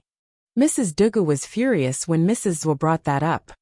She asked, "Sister, what's that supposed to mean?" Mrs. Zhou immediately waved her hands. "Sister, please don't be mad. I mean no disrespect. It's just that everyone simply hates Feng Wu's guts, and they want to throttle her with their bare hands. Sister, don't you feel that way as well?" Mrs. Dugu snorted. Mrs. Zhou tried to play nice. "Sister, how about we work together?" Mrs. Dugu narrowed her eyes and stared at Mrs. Zhou without saying a word. Mrs. Zhou smiled. "Sister, don't you want to get revenge for Yamo? I heard that Yamo was devastated and even tried to kill herself at home. What a pity." Dugu Yamo was Mrs. Dugu's favorite, and the girl's tantrum had turned the household upside down. The mood in the manor was quite depressing and restless. Dugu Yamo had tried to kill herself by smashing her head against a wall, but she failed, and there was now a big swollen lump on her forehead. It was quite a sorry sight. At that thought, Mrs. Dugu gritted her teeth. "What are you proposing?" She stared at Mrs. Zhua. Mrs. Zhua leaned closer and whispered something in Mrs. Dugu's ear. Mrs. Dugu looked a little relieved, but she still felt doubtful. "Are you sure?" Mrs. Zhua was very confident. "With both of us working on it, of course. If it doesn't work, we can always ask the Empress for help." The Empress was from the Dugu family, and Mrs. Dugu was her sister-in-law, so of course she would be on their side. Moreover, Mrs. Zhua smiled a little. "Sister, haven't you noticed?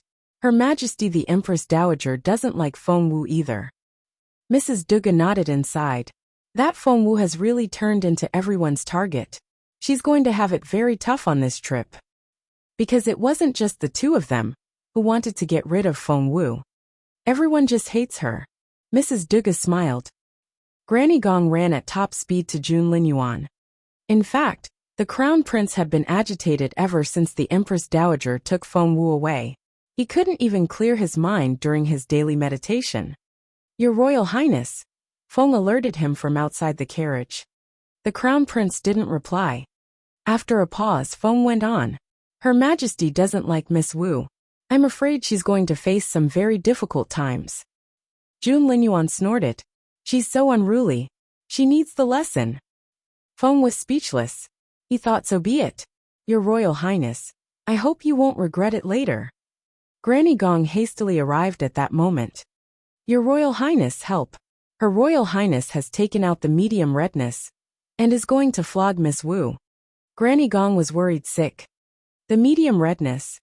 The large one could kill a person, while the medium one could destroy a person's hands. The stubborn Jun Linyuan suddenly got to his feet, almost breaking the ceiling of the carriage. He raised the curtain and walked out without another word. Feng rolled his eyes. Despite his stubbornness, The teenager still had to go save his girl in the end. Chapter 1470 Untitled. Chapter 1470, Untitled. Jun Lingyuan's long legs took him to the Empress Dowager's carriage in no time. "Stop," he yelled furiously.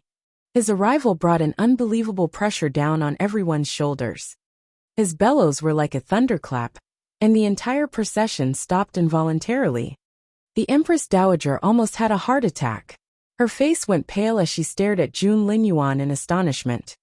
It took her a while to realize who it was, and only then did she pat her chest and let out a breath of relief. "You brat! You almost frightened me to death." Jun Lingyuan's gaze was on Feng Wu as soon as he walked in. Right now, Feng Wu had been forced to her knees, and the angry and stubborn look in her eyes reminded him of a young beast. Her hair and clothes were disheveled, and there were light finger marks on her face. Jun Lingyuan could imagine what had happened. Someone had tried to slap her, and she failed to dodge completely, hence the marks. This girl. It pained him to see the stubborn look in her eyes.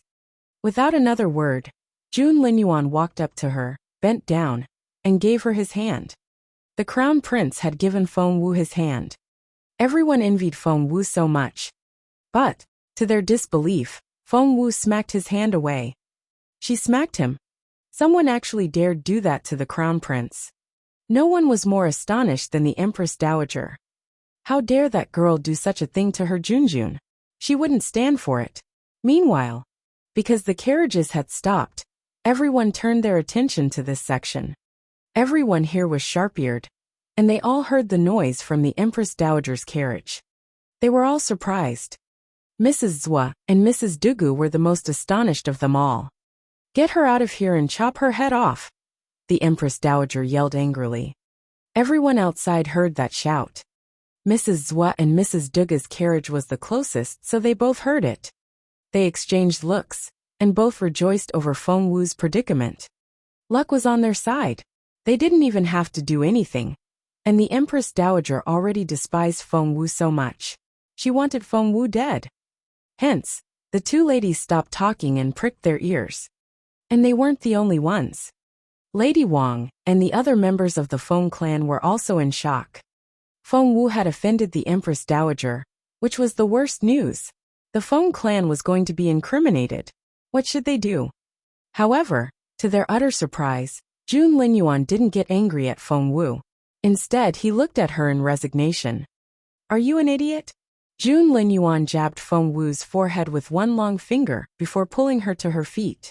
He then tucked her under his arm and carried her away. Feng Wu was dumbfounded. "Hey, Jun Lingyuan, put me down. Put me down now." Feng Wu hit Jun Lingyuan with her fists. But it simply didn't make a difference. Chapter 1471 Untitled. Chapter 1471, Untitled. Right now, Feng Wu was so angry and frustrated that she wanted to pinch Jun Lingyuan on his waist. And that was what she did. However, his muscles were simply too hard for Feng Wu to make an impact. What a bummer. Frustrated, Feng Wu bit down on Jun Lingyuan's arm. Her teeth almost chipped. It hurt a lot. Tears filled her eyes. Feng Wu kicked and scratched. But Jun Lingyuan still carried her away. A lot of people had lifted their curtains to see what was going on, and they were all astonished. That was especially the case for the Empress Dowager. Right now, her mind was in such a mess that she could only stare blankly into the air. Until she collapsed in her seat. "Your Majesty! Your Majesty!" Granny Lon held the old lady's hand and pressed her philtrum. She cried out anxiously, "Your Majesty! Wake up!" The old lady slowly woke up. Her eyes were still unfocused. Junjun! Junjun! She was so shocked that she couldn't form a coherent sentence.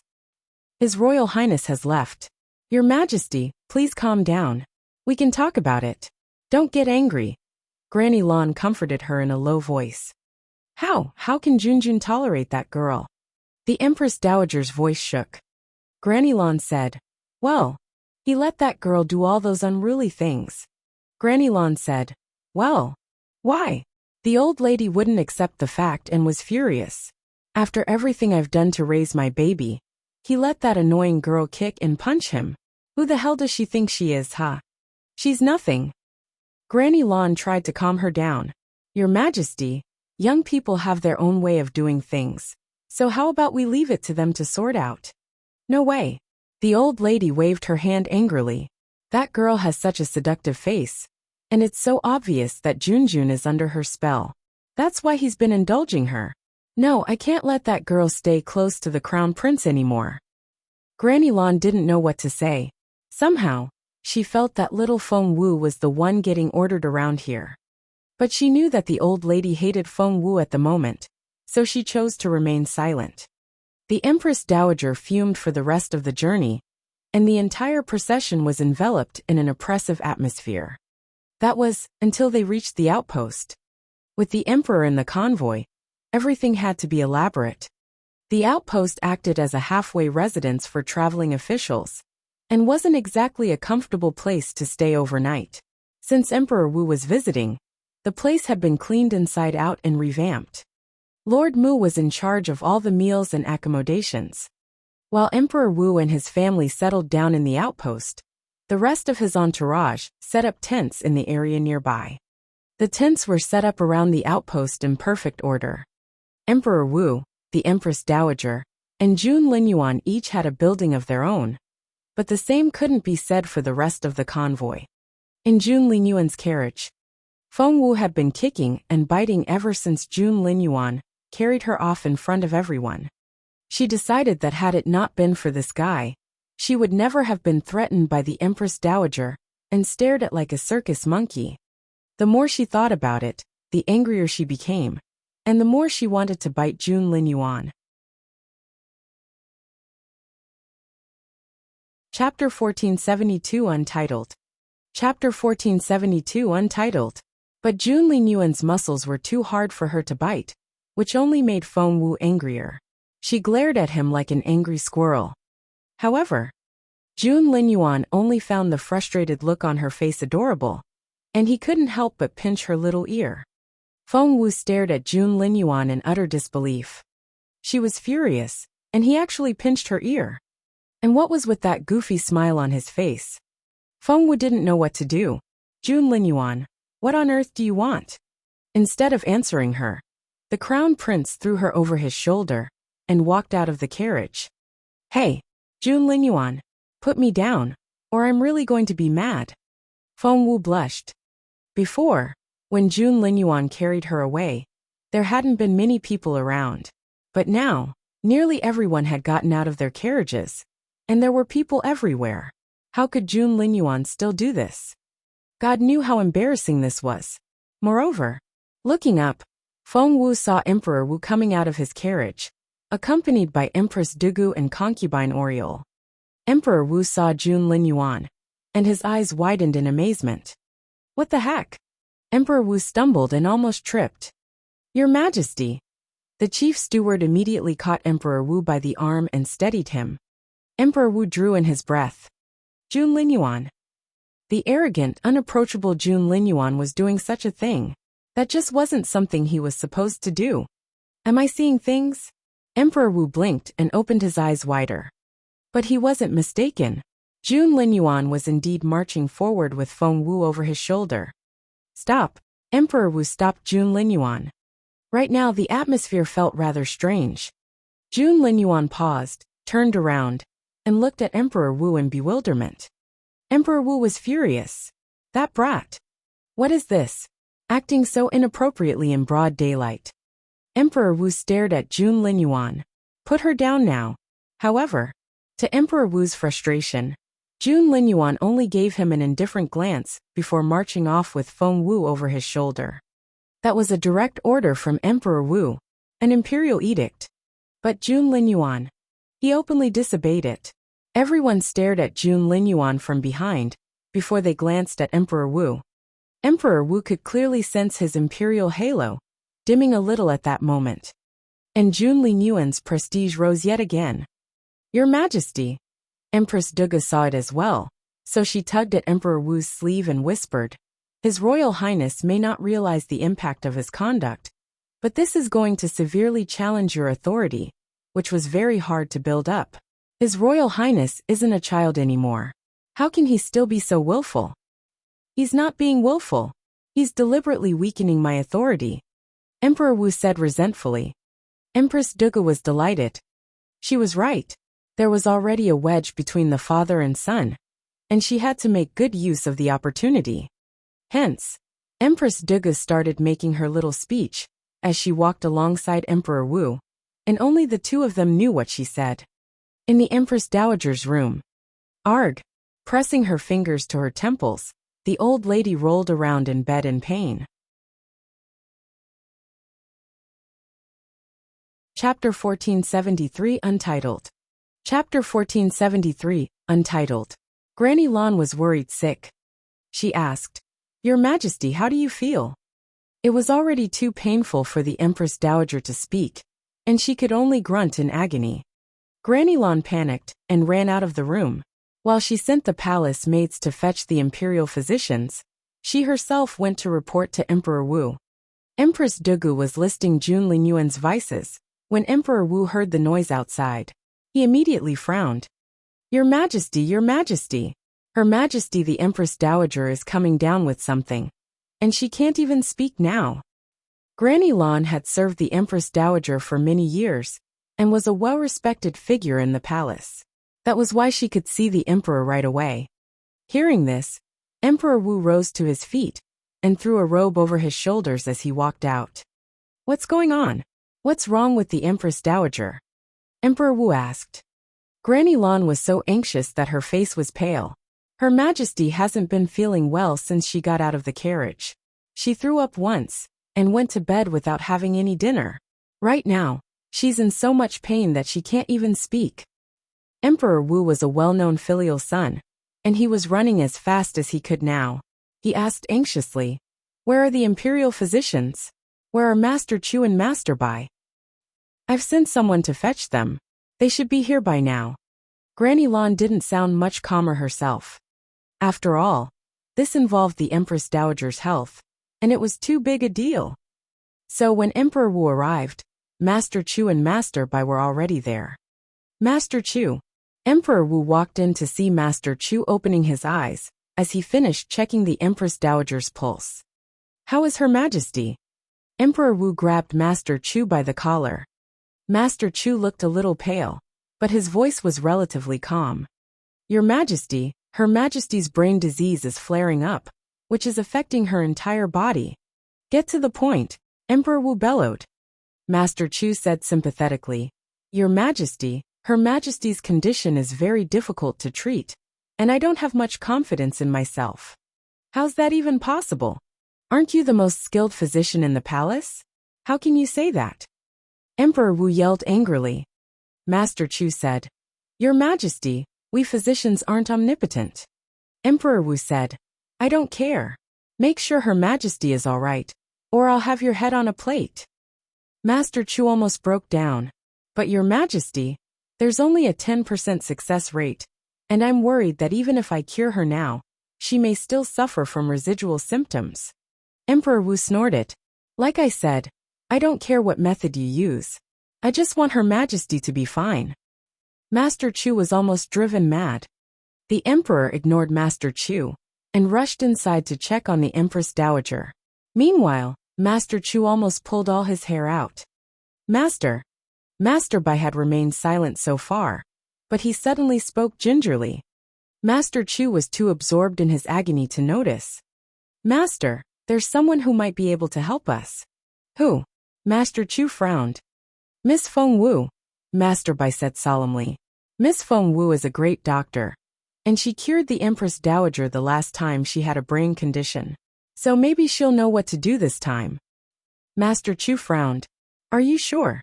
Master Bai patted his chest and promised, "Miss Feng Wu is definitely a better doctor than the both of us, and I'm sure she'll know how to treat the Empress Dowager."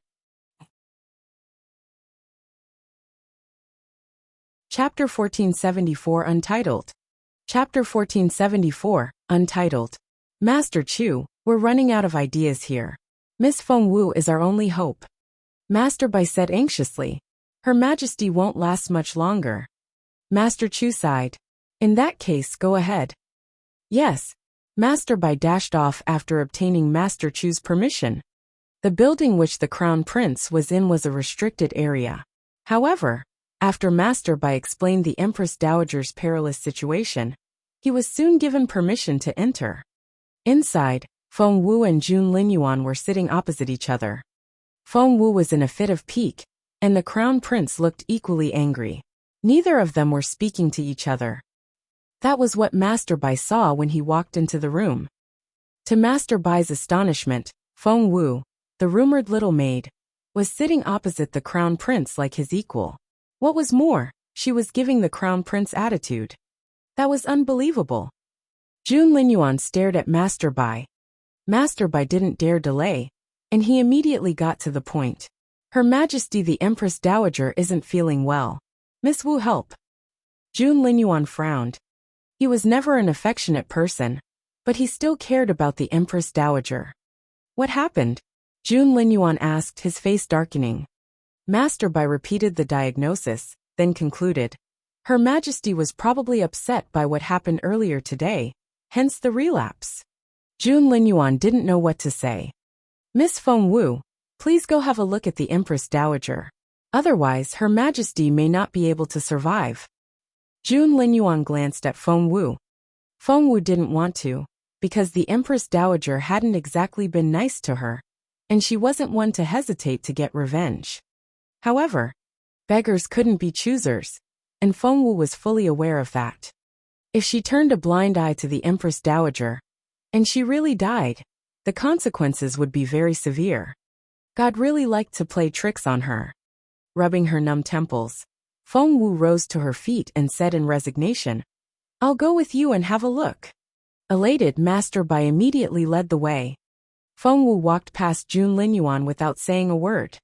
In the Empress Dowager's building, Emperor Wu narrowed his eyes as soon as he saw Feng Wu. Feng Wu had left a good impression on Emperor Wu. However, Jun Linyuan's ambiguous attitude toward Feng Wu made Emperor Wu involuntarily dislike her. Seeing Feng Wu, Master Chu immediately said, Miss Feng Wu's skills are as good as mine. With her help, we'll have a much better chance of curing Her Majesty.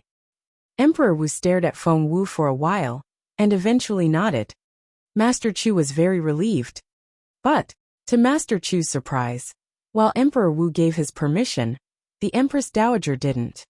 No, I won't let that girl treat me. Get her out of here. Kick her out. I don't want to see her.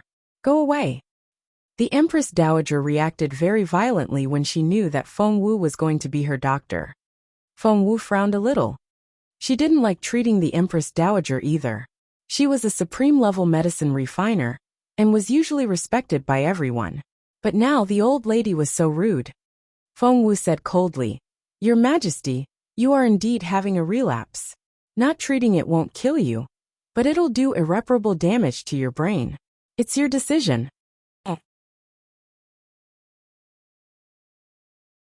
Chapter 1475 Untitled. Chapter 1475, Untitled. How dare you curse me? You defiant girl. Take her out and cut her head off. Feng Wu was speechless. She turned around and shrugged at Emperor Wu. It's not that I don't want to treat the Empress Dowager, but Her Majesty won't allow me. Please don't blame me when Her Majesty's condition deteriorates.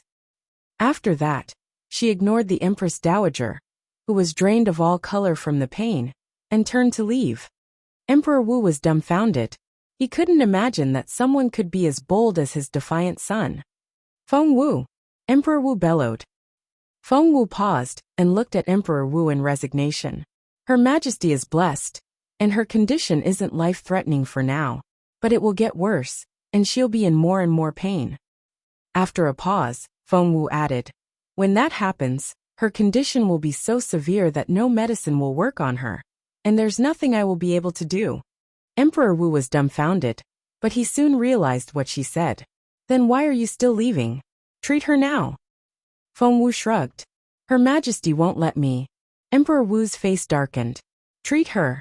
That's an order.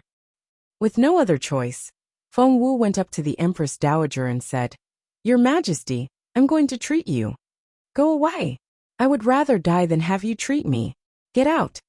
The Empress Dowager didn't try to hide her resentment of Feng Wu. Feng Wu looked at Emperor Wu in resignation. The patient is out of control, which will hasten the deterioration. Her Majesty is only going to make herself worse. Emperor Wu was furious, but there was nothing he could do. In the end, Feng Wu left. It was a very difficult night for the Empress Dowager, and she almost passed out from the pain several times. The second day, things only got worse. The old lady couldn't even get up. She kept making incoherent sounds, and one could tell from her pale face and trembling body that she was in extreme pain. Emperor Wu kept giving Master Chu more pressure, but what could Master Chu do? He had to go to Feng Wu repeatedly. Feng Wu came several times, but the Empress Dowager just wouldn't let her. It was the same thing all over again. On the third morning, the Empress Dowager was practically unconscious. She was too dizzy to even open her eyes. She really could die if they didn't do anything. Meanwhile, all the families of the officials had gathered around the Empress Dowager's courtyard and were flustered. It was as if the air had frozen. Is Her Majesty sick? We've only been here for a short while, and Her Majesty is already sick. The winter hunt is going to be suspended. That's not the main consequence, but the possibility that Her Majesty may. Have you heard? Feng Wu was invited inside. What's she doing there? Isn't she supposed to be a good doctor? I think she's here to treat the Empress Dowager. I'm going to laugh. She's just a girl. A good doctor? Give me a break. When the ladies were together, they whispered among themselves, and Feng Wu was the main topic of conversation. Hey, isn't it Lady Wang?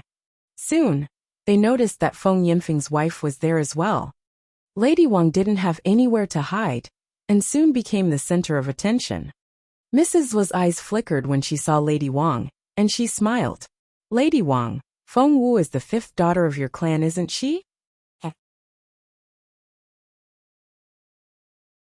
Chapter 1476 Untitled. Chapter 1476 Untitled. What else could Lady Wang say? She could only smile bitterly and said, she is. Immediately, all the ladies gave Lady Wang strange looks.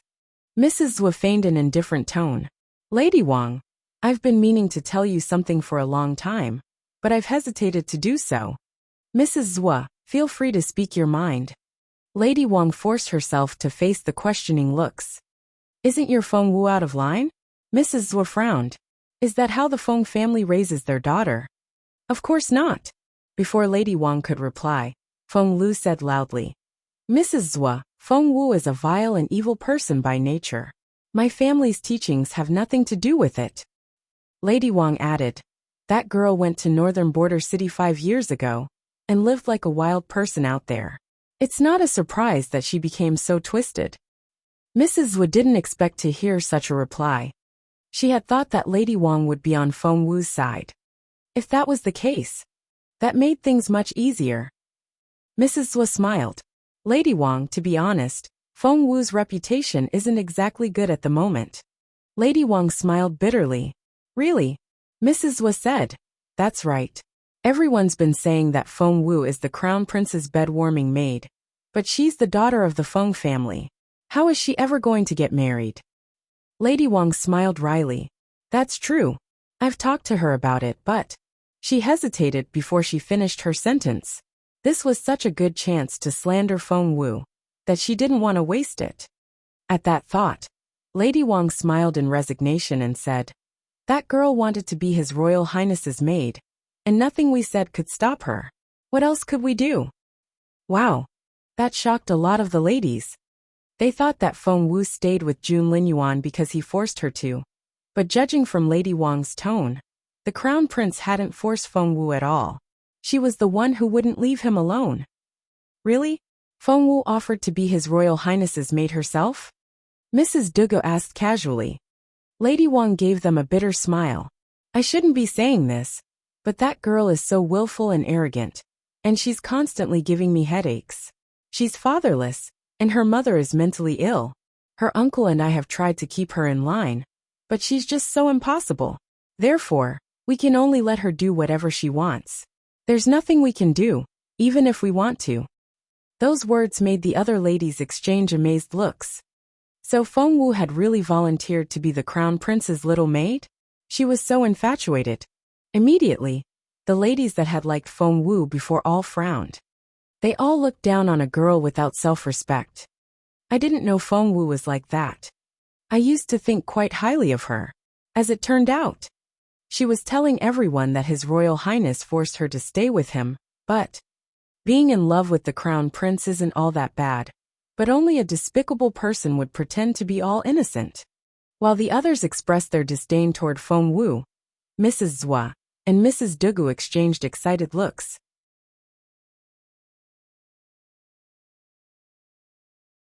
Chapter 1477 Untitled. Chapter 1477, Untitled. That was a surprise. Lady Wang was actually on their side. At that thought, they became much nicer to Lady Wang. So much so that other people might take them for real sisters. While they were engaged in excited discussion, the Empress Dowager was getting worse. She was barely conscious, and was slipping into a coma. Emperor Wu was so anxious that he didn't stop pacing. He suddenly turned around and stared at Master Chu, who had just come out of the room. "How's Her Majesty doing? Speak." Master Chu furrowed his brow, and was full of resignation. "Your Majesty, Miss Feng Wu predicted everything." "What?" Emperor Wu stared at Master Chu. Master Chu immediately said, "Miss Feng Wu said a few days ago that Her Majesty's condition would get worse, and so would the damage to her brain. Miss Feng Wu was correct about everything, and Her Majesty's condition is very severe now. Your Majesty, Miss Feng Wu is the only one who can treat Her Majesty now. Otherwise, we may lose her." A hush fell over the room. Emperor Wu stared at Master Chu in anger and frustration. Master Chu stressed, "Your Majesty, Miss Feng Wu is our only hope now. No one else can save Her Majesty now." Emperor Wu bellowed, "Go get her then." Master Chu nodded and quickly left. However, Master Chu arrived at Junlin Yuan's building only to find that Feng Wu wasn't there. For the first time he panicked. He stared at Granny Gong and said anxiously, "What are we going to do now? His Majesty is waiting for her. How can she not be here now? Her Majesty's life was in danger." Granny Gong gave it some thought and said, "Miss Feng Wu gave me a letter before she left, and told me to give it to you when you came." Master Chu took the letter, and quickly opened it. One look and he was over the moon. He dashed off with the letter. Master Chu ran through the corridor like a gust of wind, and rushed into the Empress Dowager's building. "Your Majesty, Her Majesty is going to be all right." Master Chu sounded excited when he said, "Miss Feng Wu left us this treatment and I've read it. If we follow these instructions, there's a 70% chance of saving Her Majesty." "Where's Feng Wu?" Emperor Wu was displeased. The Empress Dowager's life was on the line. Where was she? "Well, I heard that she's away. As for where she went, I didn't ask." All of Master Chu's attention was on Feng Wu's letter. Her Majesty is seriously ill with her life hanging in the balance, and Feng Wu thinks she can go out just like that? Damn her! Emperor Wu bellowed. Master Chu raised the letter in his hand. "Your Majesty, Miss Feng Wu might think that this letter alone is enough to save Her Majesty, so the success rate will be more than 70% if she does it herself. She has no respect for Her Majesty or the royal family at all." She was as arrogant as Junlin Yuan. The more Emperor Wu thought about it, the angrier he became. He then bellowed, "Bring Feng Yinfeng here right now." Hence, when Master Chu went to treat the Empress Dowager, Feng Yinfeng was brought in, and he looked completely confused. "Your Majesty." Feng Yinfeng bowed as soon as he saw Emperor Wu. Meanwhile, all the people outside the building were murmuring among themselves as well. Why does His Majesty want to see Master Feng so suddenly? Master Feng has always behaved himself. Did something happen? Plus, it was the chief steward, His Majesty's most capable servant, who went to fetch Master Feng.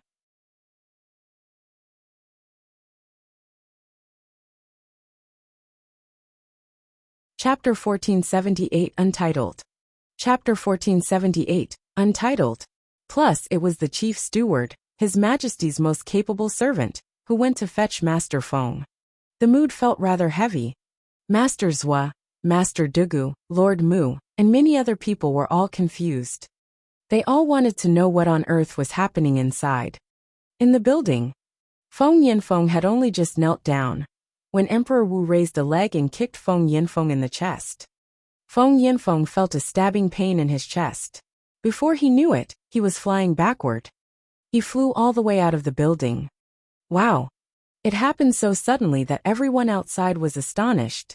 What did Master Feng do to offend His Majesty? Master Feng is the Minister of the Ministry of Official Personnel. What unforgivable thing did he do to deserve such humiliation? It seems that we're going to have a new minister. Feng Yinfeng was the most baffled of them all. It never occurred to him that His Majesty would be so angry and so merciless. The moment Feng Yinfeng flew out of the building, Lady Wang ran over to his side, held his thigh, and burst into tears. Master, are you all right? Master, what happened? Master! Feng Yinfeng didn't lose control. He brushed Lady Wang's hand off and scrambled to his feet. He then walked up to Emperor Wu and knelt down. Your Majesty, I don't know what I did to deserve that punishment, but I hold no resentment. But Your Majesty, could you maybe tell me what I did wrong? Emperor Wu stood there with an expressionless face, his eyes as cold as ice. A member of your clan made a mistake, and as the head of the clan, you have to take the fall. I'm removing you from your office, starting from today. Do you have a problem with that? Emperor Wu didn't say the exact words, but he dropped enough hints. Feng Yinfeng got it after his initial shock, and asked, is it because of Feng Wu? Emperor Wu didn't answer that question, and only waved his hands. Get out! Once he had taken care of Feng Yinfeng, Emperor Wu crossed his hands behind his back and walked back inside. But he might have left, but the impact was enough to make everyone wonder. Feng Wu, it's all because of her. Lady Wang finally realized what had happened and started yelling at Feng Yinfeng. Master, did you just get dismissed because of Feng Wu? Feng Yinfeng was still processing what had happened. He had just lost his job, and it was because of Feng Wu. At that moment, Feng Yinfeng felt like throttling Feng Wu. Damn her! Damn that girl! Feng Yinfeng almost passed out from rage.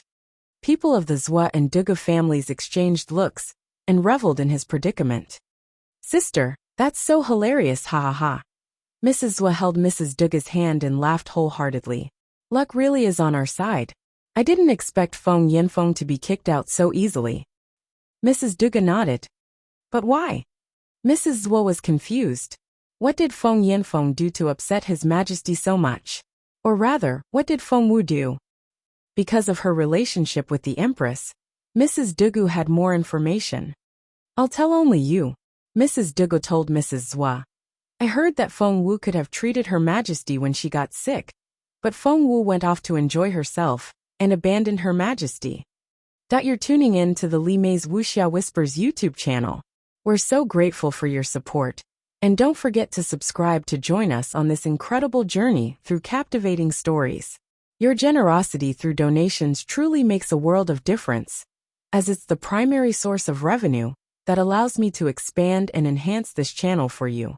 Thank you from the bottom of my heart for being a part of this adventure.